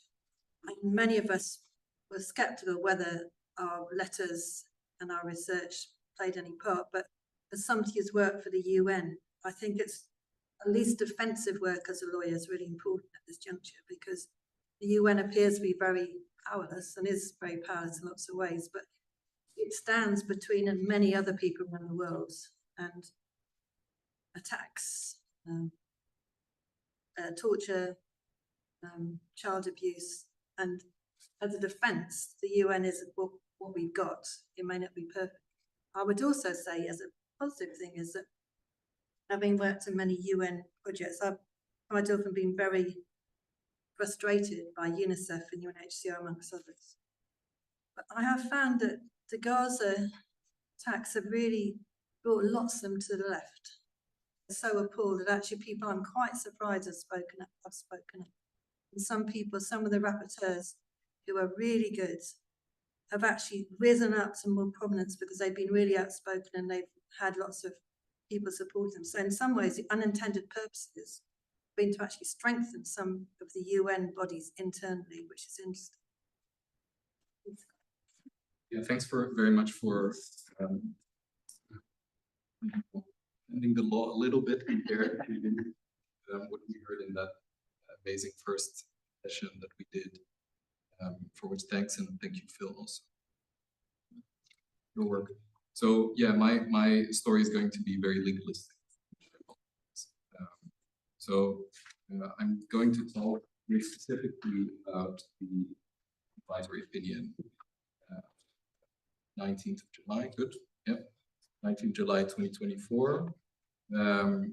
And yeah, I think we all know the developments, right? At the ICJ and the ICC, we had the first provisional measures order in the case South Africa fought against Israel, and then the second one and the third one, and somewhere in between, on 20th of May, we had the applications of the prosecutor ICC for arrest warrants, which we're still waiting for the three judges of the ICC to respond to. So I can only imagine the mayhem at the moment inside the ICC.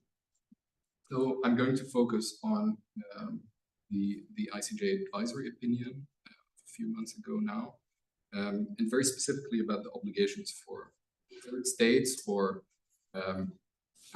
more accurately, the obligations for other states, because it's not a contingent case, right? So it's for all other states other than Israel. So I'll take you through the obligations that the ICJ mentioned, and then talk about two other things: the bindingness of these obligations in the advisory opinion, and the application of these obligations to Gaza currently. So when the court starts talking about the obligations that follow from its finding that the Israeli presence in Palestine is illegal or unlawful, the court starts by saying that these obligations that Israel has violated are, among others, the obligation to respect the right to self-determination of Palestinian people, the obligation arising from the prohibition of the acquisition of territory by force, and certain other obligations under international humanitarian law and human rights law. And then the court goes on to, for these three obligations erga omnes, so something that all states can raise claims about. The court divides the obligations that it mentions according to these three violations, starting with the violations of the right to self-determination. The court says the court considers that all states must cooperate with the United Nations to put those modalities required by the General Assembly and the Security Council to ensure an end to Israel's presence in the occupied territories and realization of Palestinian self-determination into effect. That's obligation number one. Then the court goes on to the second obligation violated by Israel as regards the prohibition of the acquisition of territory by force. The court holds that all states are under an obligation to distinguish in their dealings with Israel between the territory of the State of Israel and the Palestinian territory occupied since 1967. There are a couple of self-obligations that the court sees as part of this wider obligation. One is the obligation to abstain from treaty relations with Israel in all cases in which it purports to act on behalf of the Palestinian territory or a part thereof on matters concerning the occupied Palestinian territory or a part of its territory. Two, to abstain from entering into economic or trade dealings with Israel concerning the occupied Palestinian territory or parts thereof which may entrench its unlawful presence in the territory. Three, to abstain in the establishment and maintenance of diplomatic missions in Israel from any recognition of its illegal presence in the fourth, to take steps to prevent trade or investment relations that assist in the maintenance of the illegal situation created by Israel in occupied land. Finally, so moving on to the sort of the third heading of these obligations, the court mentions a couple of other obligations. One is not to recognize as legal the situation arising from the unlawful presence of Israel in the territory, not to render aid or assistance in maintaining the situation created by Israel's illegal presence. 8, to ensure that any impediment resulting from the illegal presence of Israel, impediments to the Palestinian people's right to self-determination, is brought to an end. And finally, all the states parties to the Fourth Geneva Convention have the obligation to ensure compliance by Israel with international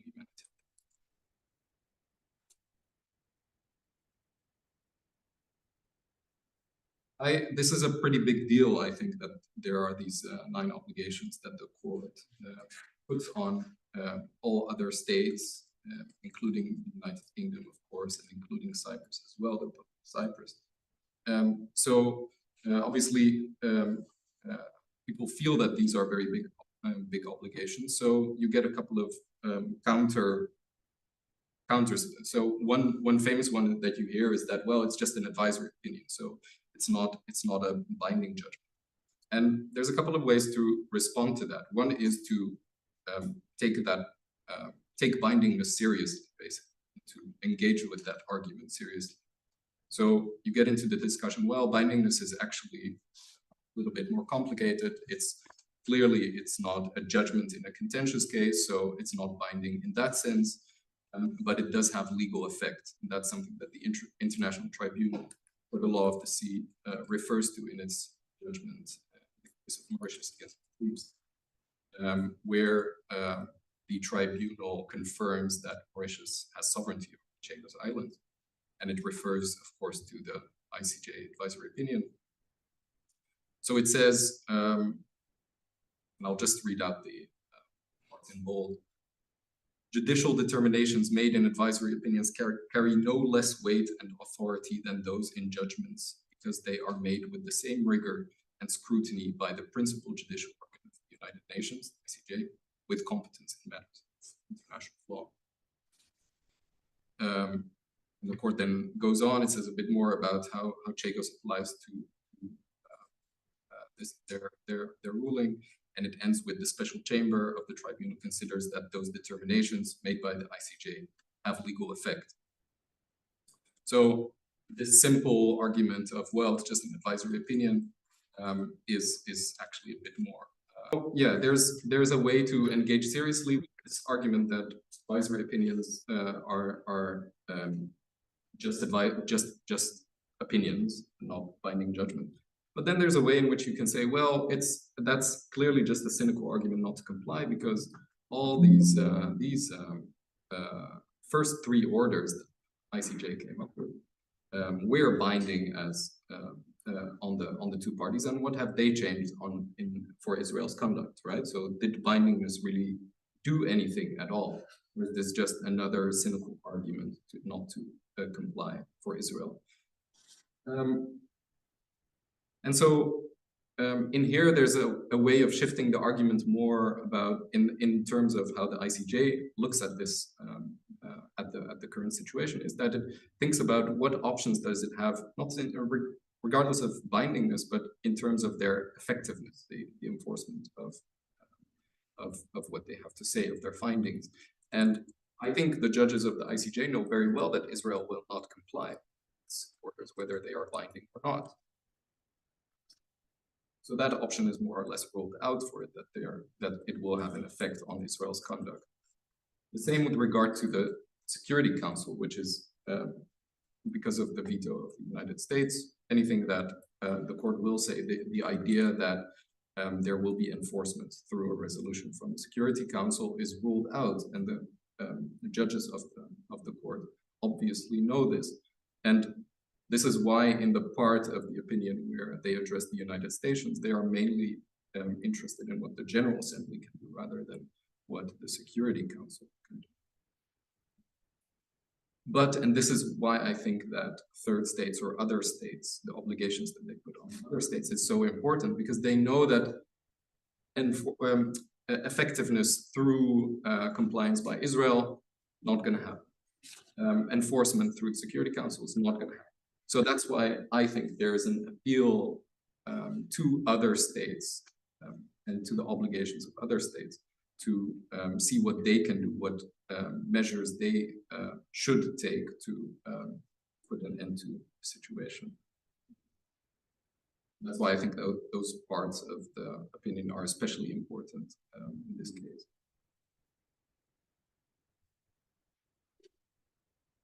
And then maybe sort of as a third point here is that some commentators have pointed out is that what the opinion does is it doesn't really create new obligations. Actually, what it does is that it interprets obligations in already existing and binding international instruments. So the court refers also in the obligations that it mentioned to the obligation of states to prevent violations of the Geneva Conventions, which is there in Common Article 1 of these conventions. Articles of on state responsibility, which provide that states must not aid and assist international wrongful acts. Obligations flowing from the International Convention on Political Rights, and same with these other conventions. So there's an argument that the obligations, the obligations for other states do not come from the advisory opinion, but from these conventions. So if the ICJ had not mentioned the obligations for other states in the advisory opinion at all, these obligations would still exist based on these conventions to which the United Kingdom, Cyprus, and almost all other states are party, and because of the unlawfulness of occupation, which the court has established in its opinion.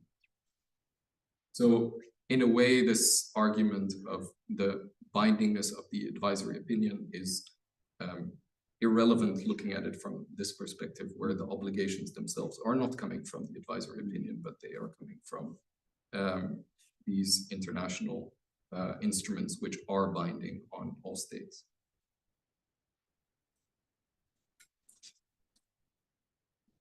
So then there's the discussion, okay, so right, all the obligations for states, but do they apply to Gaza? Because in delimiting the scope of the temporal scope of the advisory opinion, the court says the following. The court notes that the request for an advisory opinion was adopted by the General Assembly on 30 December 2022 and asked the court to address Israel's ongoing or continuing policies and practices.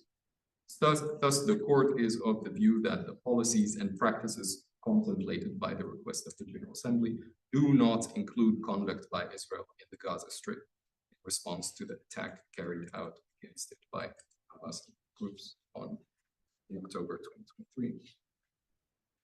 So how do the obligations then apply to Gaza at all? Well, the court goes on a little bit further, a few paragraphs down. It's despite saying the court is of the view that what happened in October 2023 is not included in the request. The court goes on when it talks about Gaza specifically, based on the information before it. The court considers that Israel remained capable of continued to exercise certain key elements of authority over Gaza, including control of land, sea, and air borders, restrictions on movement of people and goods, collection of import and taxes, military control of the buffer zone, despite the withdrawal in 2005. This is even more so since 7 October 2023. And I want to make an argument that that sentence holds quite a lot of weight in the court's opinion. And this also, so when the court draws a conclusion about the unlawfulness of Israeli presence, it says also this illegality relates to the entirety of the Palestinian territory occupied since 1967. And this conclusion that it makes, so including Gaza, right? And this should be, this remark should be seen in light of remarks that the court makes on the territorial unity of the OPT, this occupied Palestinian territory. Somewhere else in paragraph 78, it says that the West Bank, East Jerusalem, and Gaza are, and I quote, a single territorial unit, the unity, contiguity, and integrity of which are to be preserved and respected. The extent to which that's the case or possible is, of course, another.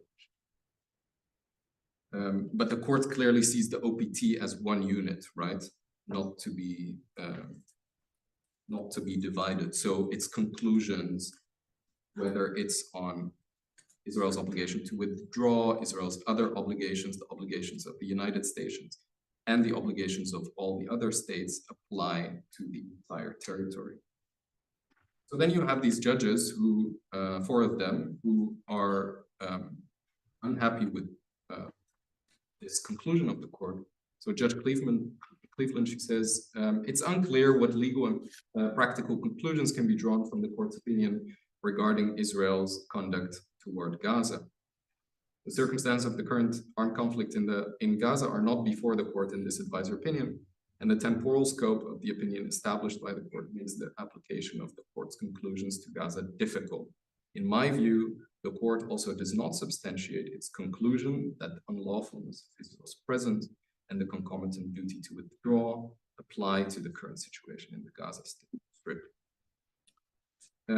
She disagrees, meaning that the majority of, making it clear that the majority opinion is that the unlawfulness of Israel's presence and the duty to withdraw apply to the current situation. 3 other judges, they say the request for the advisory opinion was submitted prior to these events, which the General Assembly could not have foreseen. One can infer from this that the situation in Gaza after 7 October is not included in the scope of the questions put to the court. It is therefore appropriately that the opinion refrains from taking any position on the events that have occurred in Gaza after 7 October 2023.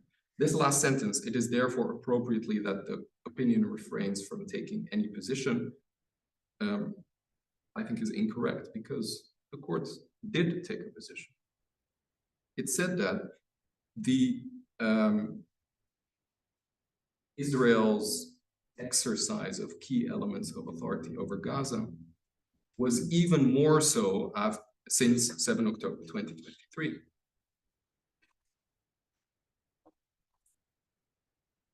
Now, why do I think that this sentence carries quite a lot of weight? It's because of something that another judge, Judge Ibasava, in his separate opinion, says is the court takes a functional approach toward the law of occupation, in its opinion, which basically means that the focus is not on the status of the territory as such, but it's about whether a state continues to be bound by the obligations under the law of occupation. And a state's obligations under the law of occupation, so how many obligations it has under this law, is commensurate, so equal to the amount of effective control that it has over the territory. So the more effective control, the more obligations under the law of occupation.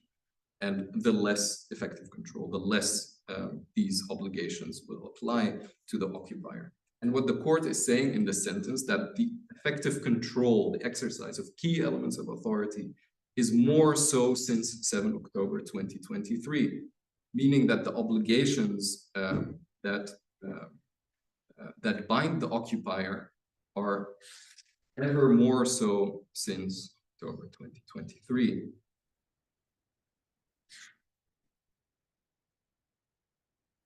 So just, I'll wrap up now with, I mentioned these 9 obligations, right? I wanted to just mention a couple which I think are especially important for the Cyprus military base. So the first one, we saw that all states must cooperate with the modalities required by the UN, right? That was one of the obligations mentioned. On 2 weeks ago, that the UN General Assembly passed the resolution, calls upon all states to take steps towards seizing the importation of any products originating to the Israeli settlements, as well as the provision of transfer of arms, munitions, and related equipment to Israel, occupying power in all cases where there are reasonable grounds to suspect that they may be used in the occupied territory. Clearly the case with all the shipments and transfers, etc., from the Cyprus bases. Second, all states are not to render aid or assistance in maintaining the situation created by Israel's illegal presence. Well, the assistance that's given through the arms and intelligence support are key for maintaining the occupation of Gaza, West Bank, East Jerusalem. The court in the advisory opinion also said all states are to ensure that any impediments resulting from the illegal presence of Israel are brought to an end. All states are to ensure that. So yeah, they are to ensure obviously that the death and disease brought to the people in Gaza, which is pretty significant impediment to their right to self-determination, is brought to an end. And then finally, that the court says that all states parties to the Fourth Geneva Convention have the obligation to ensure compliance by Israel with those laws embodied in the convention. Well, the UK government, by its own assessment, when it made the decision about the 30 licenses, around 30 licenses, obviously already said that it considers that there's a clear risk of violation of international humanitarian law. Is the section on Cyprus activities of the UK in Cyprus in the decision, or is it your own? That's me. It's yours. So just applying these specifically to our discussion today. So that risk assessment that the court, the UK government made, obviously should apply to all arms and surveillance assistance that it gives to the occupier. At the end of my talk.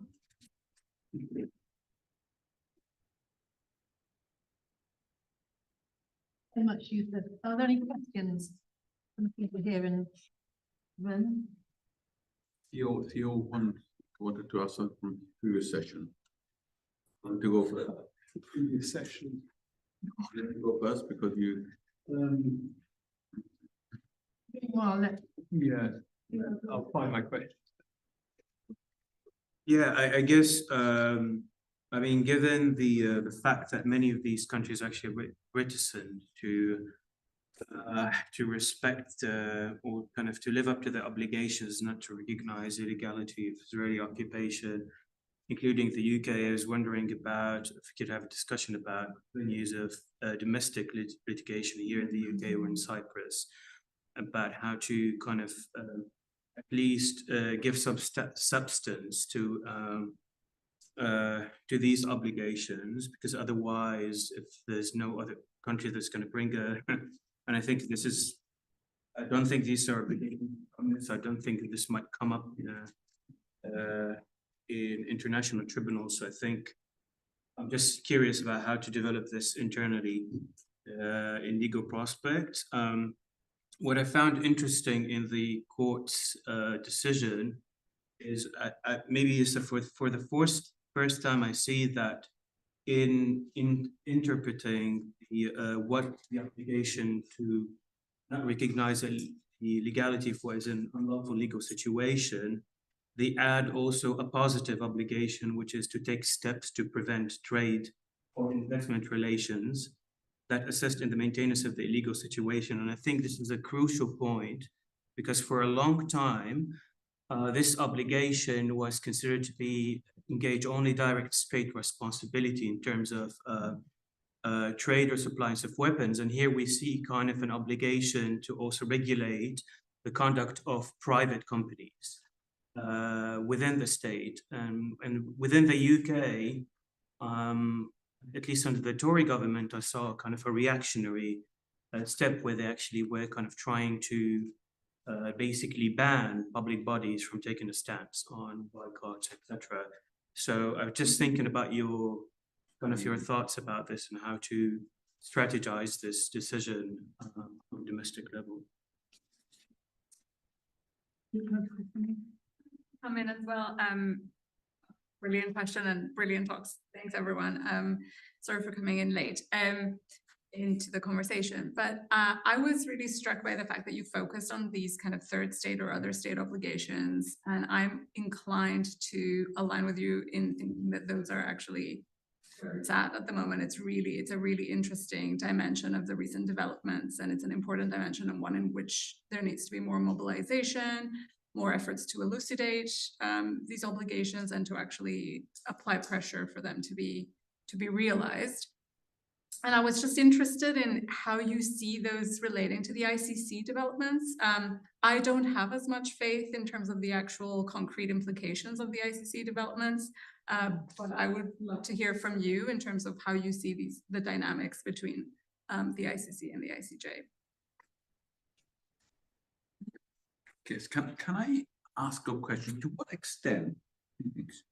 what extent can the arguments you have made can be used as a defense in action taken against individuals, students, activists, who are actually prevented from putting pressure on institutions which are actually involved in processing, in doing this in the process? That's my first question. And the second question is, to what extent can we start action against companies involved in the process in different parts of the world, so that we can actually put the pressure? And do you think that there would be any success?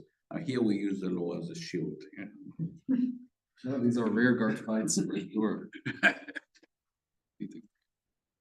I think in terms of that rare extent, in Yusuf, but I don't know to what extent you're familiar with R.V. Jones, the Margaret Jones case. So to what extent can they be used as a defense? They've actually been used as a defense in UK courts and accepted in principle when people, activists, entering the RAF bases in the run-up to the Iraq War in 2002 and 2003 caused damage to fighter aircraft that was supposed to be taking part in the invasion of Iraq.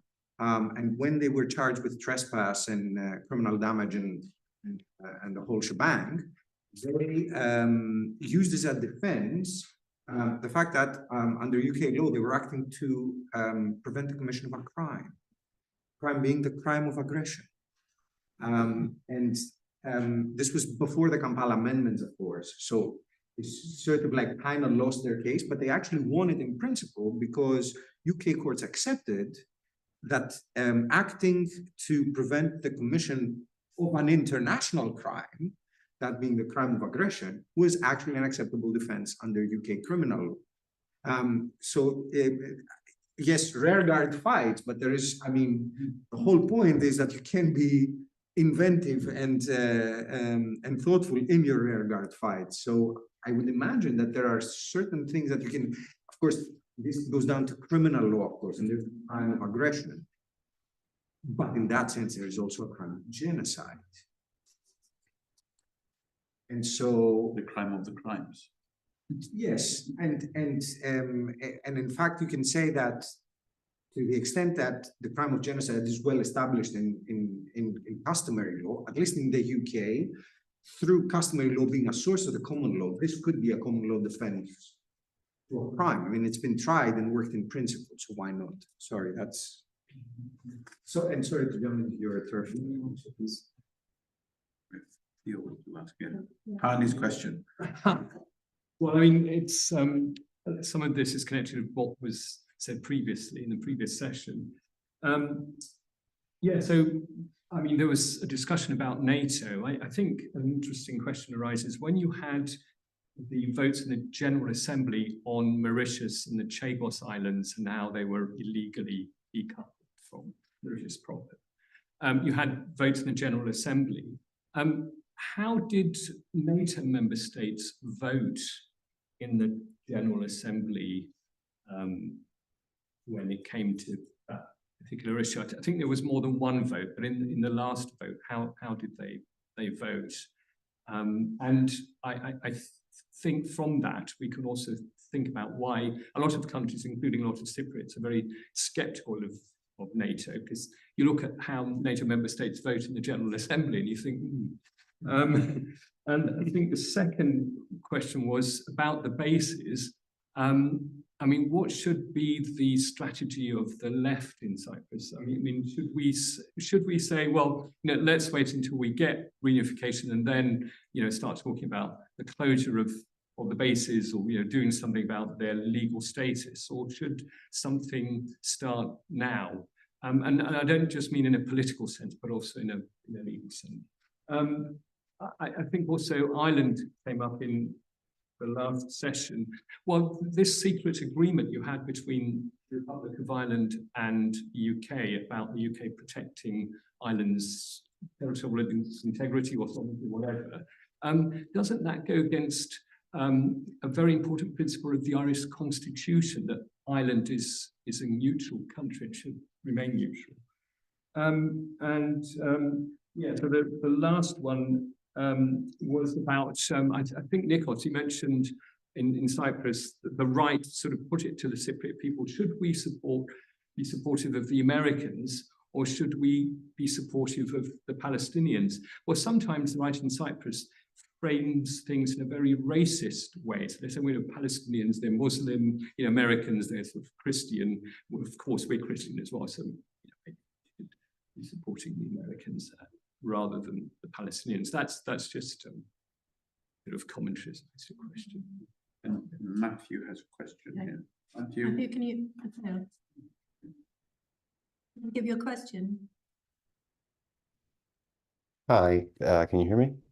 yeah. Hi, so I just wanted to ask a quick question about the use of language, because I know that generally a lot of the legality of things has a lot to do with the language used. And so even recently with the protests at RAF Aphrodite, there was an article about the protest afterwards in the Times of Israel. And an RAF spokesperson had mentioned the fact that RAF basically hasn't transported lethal cargo to Israel. So I think the use of the word lethal cargo definitely could be at least somewhat attributed to trying to cover their backs afterwards if they're kind of investigated for something. So yeah, could you maybe comment on how we could also start the discussion on the type of language used in law to basically hold accountable governments, corporations, and other institutions that are just causing further oppression? Thank you. I'll do a quick sort of, like one thought that I have about your question, also your question, is I don't see how the obligations that the court set out in the opinion and the General Assembly then reiterated and contributed to some other language are different from a BDS manifesto. I don't see the difference. The travel bans and asset freezes that they call for, the obviously distinguishing between products and taking actions against private companies who do these trades. I mean, this is what BDS has been calling for since their establishment. So I think that these, the opinion and the resolution have been a true vindication for the work that they have done in the last decades. And for anyone who's faced consequences because of that. The ICC question is a really interesting, it's something that I'll let sit with myself as well, because I don't have. I'll just add a little thing about the lethal cargo that Mateus asked about, which I think is very important, because Germany uses the exact same argument, both in domestic cases and at the ICJ against Nicaragua, where they make this distinction between the kinds of armament that they support Israel with. So this is definitely something that needs to be taken into account. But the thing is that if there are F-35 components being shipped from the bases in, or having been shipped from the bases in Akrotiri, then those are clearly components of a lethal weapon. So that I don't see how that's non-lethal cargo. If you supply petrol or fuel that's going to be used for lethal purposes, it's not lethal. So yeah. It's, I mean, full disclosure, I'm counsel for Germany in that case. So there is a distinction, there are different levels of distinction, also in terms of German law and so on and so forth, and in terms of like what the actual claim is in the particular case, right? So effectively, there is a distinction in German law between offensive weapons and non-offensive material. And this can be, I mean, this can vary quite significantly. So F-35 components, for example, would be offensive weapons, even if they are components, under German law, but not necessarily under other law, right? I mean, of course, all your domestic law must be in compliance with your international obligation, including the convention, the Genocide Convention, the Geneva Conventions, and so on and so forth. Now, the Germans, as you would expect for the Germans to be, they are very, very actually careful with that stuff.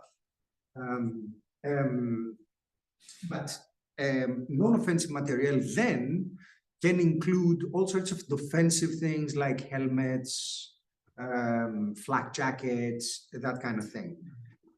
So there is a distinction to be drawn. And if you, and I think that's a problem that Nicaragua is having in this particular case, which was that they didn't have actually any information that Germany was sending had actually given permission for any offensive weapons to be sent. And in fact, there weren't any offensive weapons that were sent. And so that's why they're facing a problem there. The fact that you can see that F-35 components are a completely different question, because there is a case that was actually won in the Dutch courts, where an NGO basically brought a case requiring the cessation of shipments of F-35 components through the Netherlands to Israel. And they were successful. They were overruled by the government, but the court actually demanded the cessation of the transfer of F-35 components, relying exactly on the Netherlands, the international obligations on the Netherlands under the Genocide Convention, and the convention and the Geneva Conventions. And there are similar cases going on both in the UK and in Germany, as far as I know. And there will be in other places as well, because this is going to feed down to the domestic courts. Basically, it started feeding down to the domestic courts even before the ICJ had taken sort of like the very, very limited step that it took in the provisional measures orders, which could only be a very limited step because, of course, the provisional measures, the court can't say anything more. So, yeah, so just to say that it's actually very complicated, but that it is feeding down and that there is action that can actually helpfully be taken. Rare art, but still. Just to jump on the Chagos vote, there was only one country in NATO who voted with the UK, that's Hungary. It was a crashing defeat. When you had the vote, for example, on Gaza, on the Gaza ceasefire, again, there were two votes. There was one vote and then there was a subsequent one. I seem to remember quite a few NATO member states voted with the United States. But that's it always split in two camps. The Eastern European countries, Germany, UK voting in one direction, Spain, Greece, and of course some Scandinavian countries voting in the other direction. Some countries it's a divided camp. Not either for or against. You get not one vote, divided camp, which makes it interesting to be which the balance on the right side. Let's say something. Very briefly, I just want to thank Phil and the Classified UK because your work is so important for us in Cyprus. I mean, I cannot stress this enough. It's so important. And just a very brief question on if you have like other networks. For example, I know when the planes fly, they close their radars. How can you trace this kind of flights in order to know if there are any alternative ways of finding out, except eyewitness, for example? Yeah, I mean, yeah, thank you. I'm glad our work is of use. And being in contact with activists in Cyprus is, it's been really exciting for us. It's been difficult really before this started. So yeah, to finally speak to people there, and it's been great. And to see the protests. We're mainly using kind of flight tracking websites. Sometimes with a subscription, you get access to older data or more detail. But they still turn off the transponder as they get close to Gaza, so we can't see exactly where they're flying. I don't think anyone has actually filmed one of these planes taking off yet. Something like that. I mean, Matt says you can't actually get that close to the runway, but maybe with a telephoto lens, someone could film these planes taking off. That would be of interest. I mean, I think it is, if activists can monitor what movements are going out of the airport, in case things aren't showing up on the flight tracking websites. There's this New York Times article that refers to British drones over Gaza as well, but we've not seen any evidence of that. I don't know if there are drones in activity, but that would be an obvious thing if there are drones regularly taking off, heading in that direction. Be careful with the telephoto lens. We might have been successful in principle, but we might not get you out of jail. Well, yeah, exactly. So that's another thing with this. I think Palestine Action activists in the UK have really been pushing the limits of the law with what they're doing at the Elbit arms factories, and the UK government has introduced new laws to try and criminalise some of that. In the sovereign base area, the activists have gone up to the fence with the protests, but it's been, it's not like the riot that happened there in the 2000s. So, I mean, if activists did start to go further, trespass and so on, it would be interesting to see how the courts there responded on it. I mean, they have the military-run court, don't they, in the sovereign base area? But that would certainly ratchet up the pressure and introduce, maybe some of these legal arguments that we've been talking about. Yeah, in terms of what case can be brought against the sovereign base areas as a whole, I'm fascinated to know what can, if anything, can be done, or because it just seems like such an anomaly in international law that it's. Matthew wanted to. I think it's gone now. Previous times there were people who were actually working for the security forces who actually divulged, like in the ABC trials, one of the guys was working in intelligence installations in Cyprus. And I don't know whether that will ever become a possibility. Sorry, I can't hear you. During the ABC trials, one of B was actually working in Cyprus for GCHQ, or in a GCHQ installation. And there've also been, Stop the Wars had quite a few people give them information in the Iraq war. So I haven't heard of anybody doing that, but there were a lot of people in the Iraq war who was regular soldiers, ambulance, people who were in the irregular, territorial ambulance people, who are now still active in Stop the War, who did give evidence about what was happening. Whether that's going to start happening in Cyprus, I don't know. Well, I think that this is as more and more of these atrocities are taking place, and more documentation comes out. This will encourage people inevitably to come out, including possible people working with it. I've been receiving information from all sorts of people that I didn't expect. People who had contracts who kind of tell me, I want to go out and say these things. I know about what's going on because we are being complicit in different ways. People were actually making money from this process, and I can't take it anymore. So this becomes very interesting, and that's why I think I agree with Andreas. What you're doing is brilliant, and I think what we need is more documentation and aggregating all the information together, and seeing the extent to which this can be used. And even though Antoni's point about these distinctions, that it's very German, the distinction between the offensive and They are defensive weapons. We know common basic dialectics tells us that the most defensive thing can be used offensively. Depends on how you use it. So these sort of arguments we should be pushing together. It's a puzzle. One's built on the other. So the helmets are good. Well, if the helmets are how are the helmets being used? How are the different components of things being used? So I think we should begin to do this. Okay, even if these do not go in the heads of the judges, it will go in the heads of people who can put pressure on governments and on the judges. Yes, so, and that's the whole point of making these connections now. And so I think that's also with our jury system here.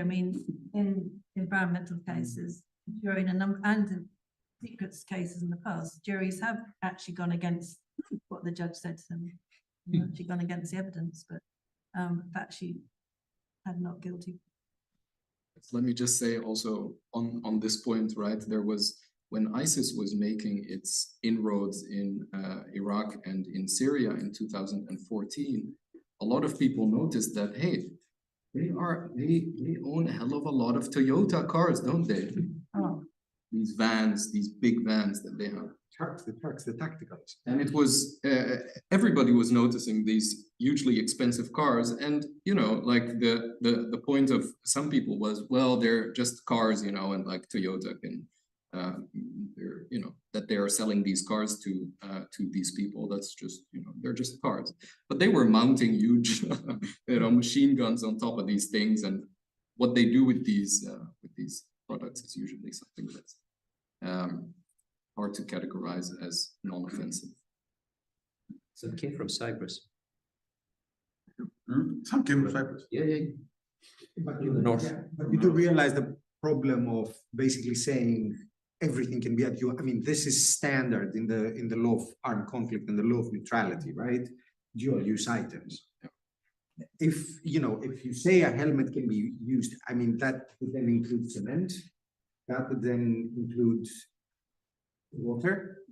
That will then include, So can you just a question? And how would you categorize fuel? I'm just curious. Fuel is a quintessential dual-use argument item.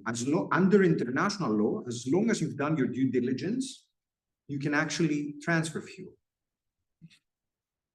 So this is the difficulty here, right? The difficulty here is that there's a number of international obligations that need to be interpreted and so on and so forth.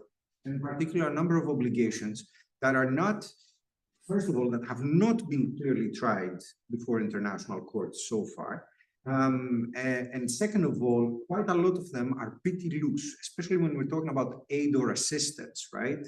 The causal links required to show that you have perpetrated an act which qualifies as aid or assistance in the perpetration of another internationally wrongful act also depends on finding out that there is an internationally wrongful act to begin with, right?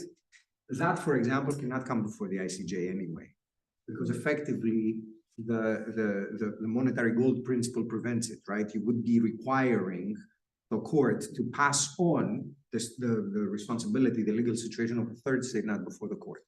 So that's out of it to begin with. And then the rest is would be obligations under the Genocide Convention, let's say direct obligations under the Genocide Convention, the Geneva Conventions, and there the question would be, what is the scope of the relevant obligation? And the thing that you cannot forget, sorry that I'm coming back to that, is that it is unlikely that the court, in my view, that the court would ever take a position, a sweeping position, that would say, you can no longer sell anything if a situation like that emerges, because anything can be a dual use item, because that's effectively the argument, right? Because that's just not how capitalism works. Like, you wanted capitalism, you have that now, that's how it works. And the court is unlikely to, you know, as I keep saying, it's unlikely that they will lead the revolution. Now, of course, yes, you can have juries in certain circumstances, but you don't have it in international courts. In all of Europe, you don't have it in civil trials, which most of these trials are going to be when it comes to sales of weapons and so on and so forth. So it's a very, very difficult argument to make. It does bring attention to the whole thing, so that's always a good idea. Can I just say we were going to have a third part of this discussion, the asylum issues, and I don't know whether there's anything we want to just raise now as a precursor to having another workshop. Yes, I think we need to have it's a bit. Just the question asked before about the strategy of those who are against the bases and launching a legal challenge. And I think, Nikos, perhaps you can answer it. I mean, should we wait until the reunification of Cyprus, or should the legal challenge start before? Well, that's a question I raised at the beginning of this. Yeah, I think it has to come before, because it's all to do with Cyprus is still partially a colony. That's the seems to me one of the strongest legal arguments. So if you can't wait, you have to go now. Right. Look, the arguments against this, even for those who are in principle against the colonies, the bases, colonies, yes, is that it would open another front, and this is better addressed with the Turkish Cypriots during a solution to the Cyprus problem. The problem, of course, with this argument is that if we hadn't had a genocide next door to us and all of this was happening and Cyprus was being used, perhaps that would be an argument to carry weight. But we have a very, very severe situation using Cyprus as a whole and the bases more than the rest of Cyprus, as much, which opens this question for us whether we like it or not. So we don't have much of a choice in bringing this up. And in any case, I think that we should shift the argument, and the question should be raised now as a matter of principle that we should start the campaign. In any case, by the time we have a government willing to take it up, we need to have a change of government, first of all, and then we need to have a lot of convincing to do with the possible new government that will be forced to take it up as a matter of popular demand. And it's a matter of us organizing Greek Cypriots and Turkish Cypriots together to push for this issue to be raised now. And how we negotiate afterwards during a solution will be a matter that we can discuss. But now the government has to feel the pressure. I just wanted to raise a point that one of the key strategies of the British has been to try and normalize. How do they normalize? Say, oh, look, economically, you're doing so well. We give jobs. We did all these nice things for you. Look how great it is. We have lovely relations. Now they've signed agreements specifically allowing land to be used in different purposes. They're allowing development in areas that they didn't allow before to be developed. So they're trying to kind of buy off because they're realizing that this is the only way to maintain and perpetuate their presence there. So we should challenge this now. And in any case, we don't want normalization of a colonial regime. That's the bottom line. And I think this is the moment to raise this question. And that's my view. I'm very, very clear on this. So my friends listen to this. Anyway, that's my view. Now, what do we do about the next session? I think it just raised a couple of issues that can be, I mean, in my view, that given that, as I understand it, there's quite a lot of growing racism and fascism within Cyprus, it's only going to get worse as a byproduct of what's happening in Gaza. Because when I first started as a barrister, that was loads and loads and thousands of refugees were produced in those countries. And now they moved into Lebanon. They're going to and Lebanon already has more than 1 million refugees there already. The impact on Cyprus is likely to be huge because it's the nearest, it's only a few hundred miles away. And we've already got the trouble with the non-border in the middle of Cyprus and what it does with refugees. And we've got people are going to start coming towards the southern base areas. They're going to try and get across from Turkey, because they've got nowhere else to go. I'm amazed that some people are going back into Syria. Like 140,000 people, but they appear to be mainly people who've got some connection in Syria. They might have married somebody from Syria. They've got nowhere else to go. Jordan has got, if they could get to Jordan, it's also got millions of refugees. So they're going to be taken to the sea, and that's going to impact. But that may actually engender more discussions on the left in Cyprus about this is a consequence of us allowing the Americans and the British to use, so we are culpable. We're losing our land. We're not rejecting enough to them using the southern base areas. Yes, let's have this. I think this is going to be a major issue. Perhaps we can raise a few things on this and get Madasa to comment maybe, or raise a few issues here.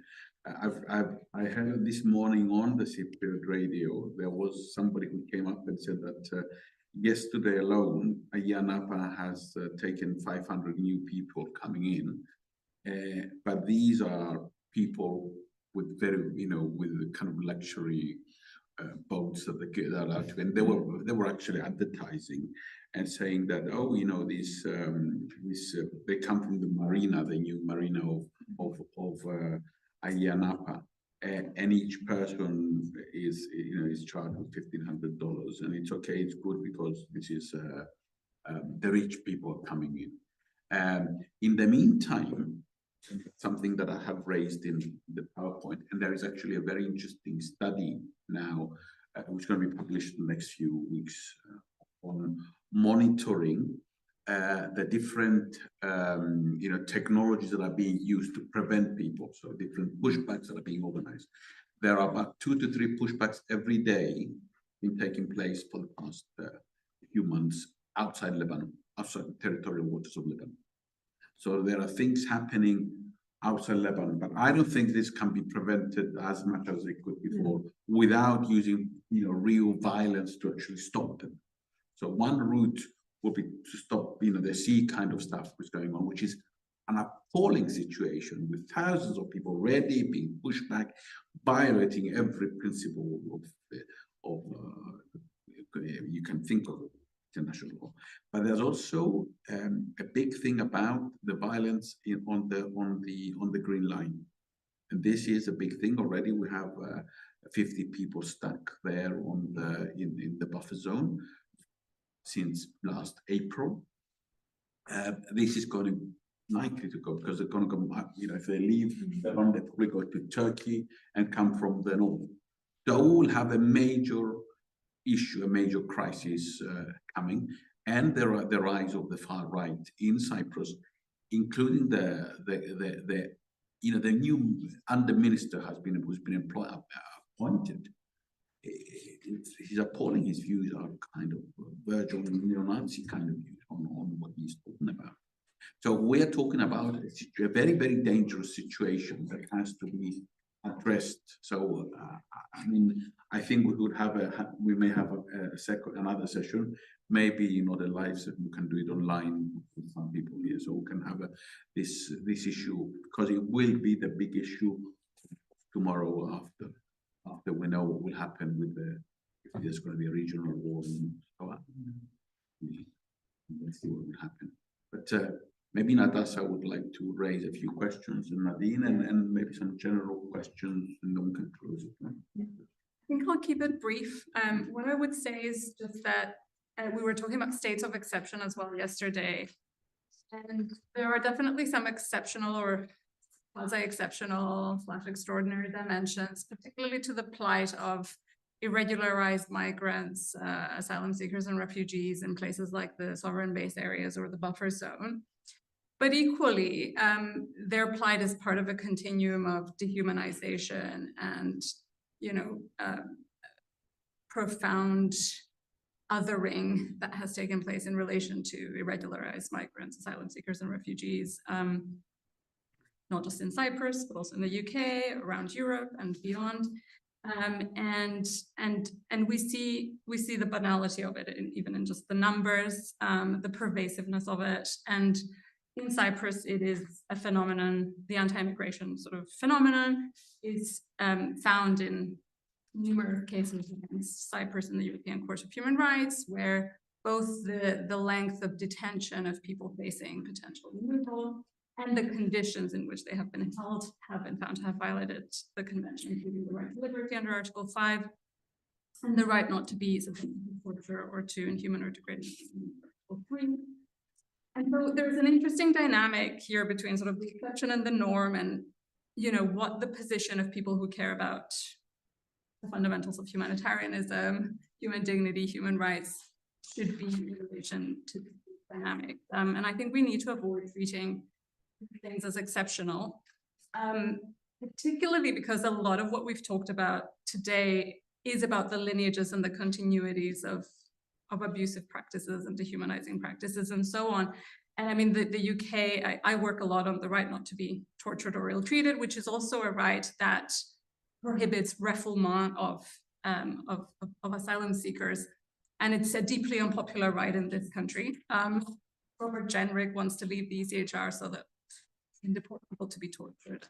That's one. The latest in the Tory leadership dystopian universe. But I think we need to care about the continuum of, for example, British involvement in torture, which now finds itself in all these different dynamics of collaboration, cooperation with torturers, and the give and take of evidence obtained by torture or evidence that might be used to torture. There needs to be this reckoning with the lineages and passages and continuum of humanization, othering, and abuse that we've been talking about. Now, how that's done, well, I think law has a role to play, but political mobilization is more important. And it's especially important because I think the more of these pressures develop through what's happening, the more pressure there will be to actually remove some of the things that have remained constant, including Article 3 of the ECHR. There is a lot of pressure on these kinds of protections right now, and the pressure is everywhere. And I think even as much as Cypriots aspire to this kind of Europeanness, the extent to which there is widespread commitment to the actual unpopular, quote unquote, dimensions of human rights is questionable. So we need to fight for these fundamentals across the board. I have more technical things written, but I don't want to talk about them right now because we've done a lot of talking. So leave it there. Does anybody else want to comment on that? And how we could further this conversation? We were talking about trying to maybe have some session up in Glasgow. And certainly I would argue that it'd be good to have people over from Northern Ireland where the debate on human rights is very live and actually quite legalistic. Relatives and individuals there have done tremendous things. Actually, it's taken decades, but it's very interesting case histories. And unfortunately, this government is trying to bury it now by continuing the commission that the Tories brought in, which is really a way of them avoiding collusion cases where they were upsetting coming out. But I think they're going to have difficulty because the courts in Northern Ireland are not having it. And the irony being, as you may have seen if you read Irish papers, the loyalists are now complaining there's too many Catholic judges. And actually, there are a load of Catholic judges and a load of Catholic and Republican lawyers. They saw us a way out. So it's going to be an interesting legal set to them. So I think if we do have another one, it'd be really interesting to bring some of those people on board. So, yes, Andrea, you're organizing the next one. So take a note of that. I think, yes, and I think maybe the next one will be more focused on questions of migration and asylum. Yeah. I had a lot of things to talk about that. Let's deal with that at the next session. And not apart from the UK based, we will also have a series of discussions in Cyprus. So there will be there's an interest by a few people in Cyprus in organizing this. So, of course, those of you who want to come to Cyprus, it's a great opportunity to continue the debate there. Thank you all for a really interesting afternoon, and thank you for the people online. Thank you, everyone. Yes, I think it's been really, really wonderful, and it's been a very inspiring in a very bleak situation. It's inspiration and trying to carry on. We have a lot of work to do. Thank you for your contribution, and hopefully there will be continuity. Thank you.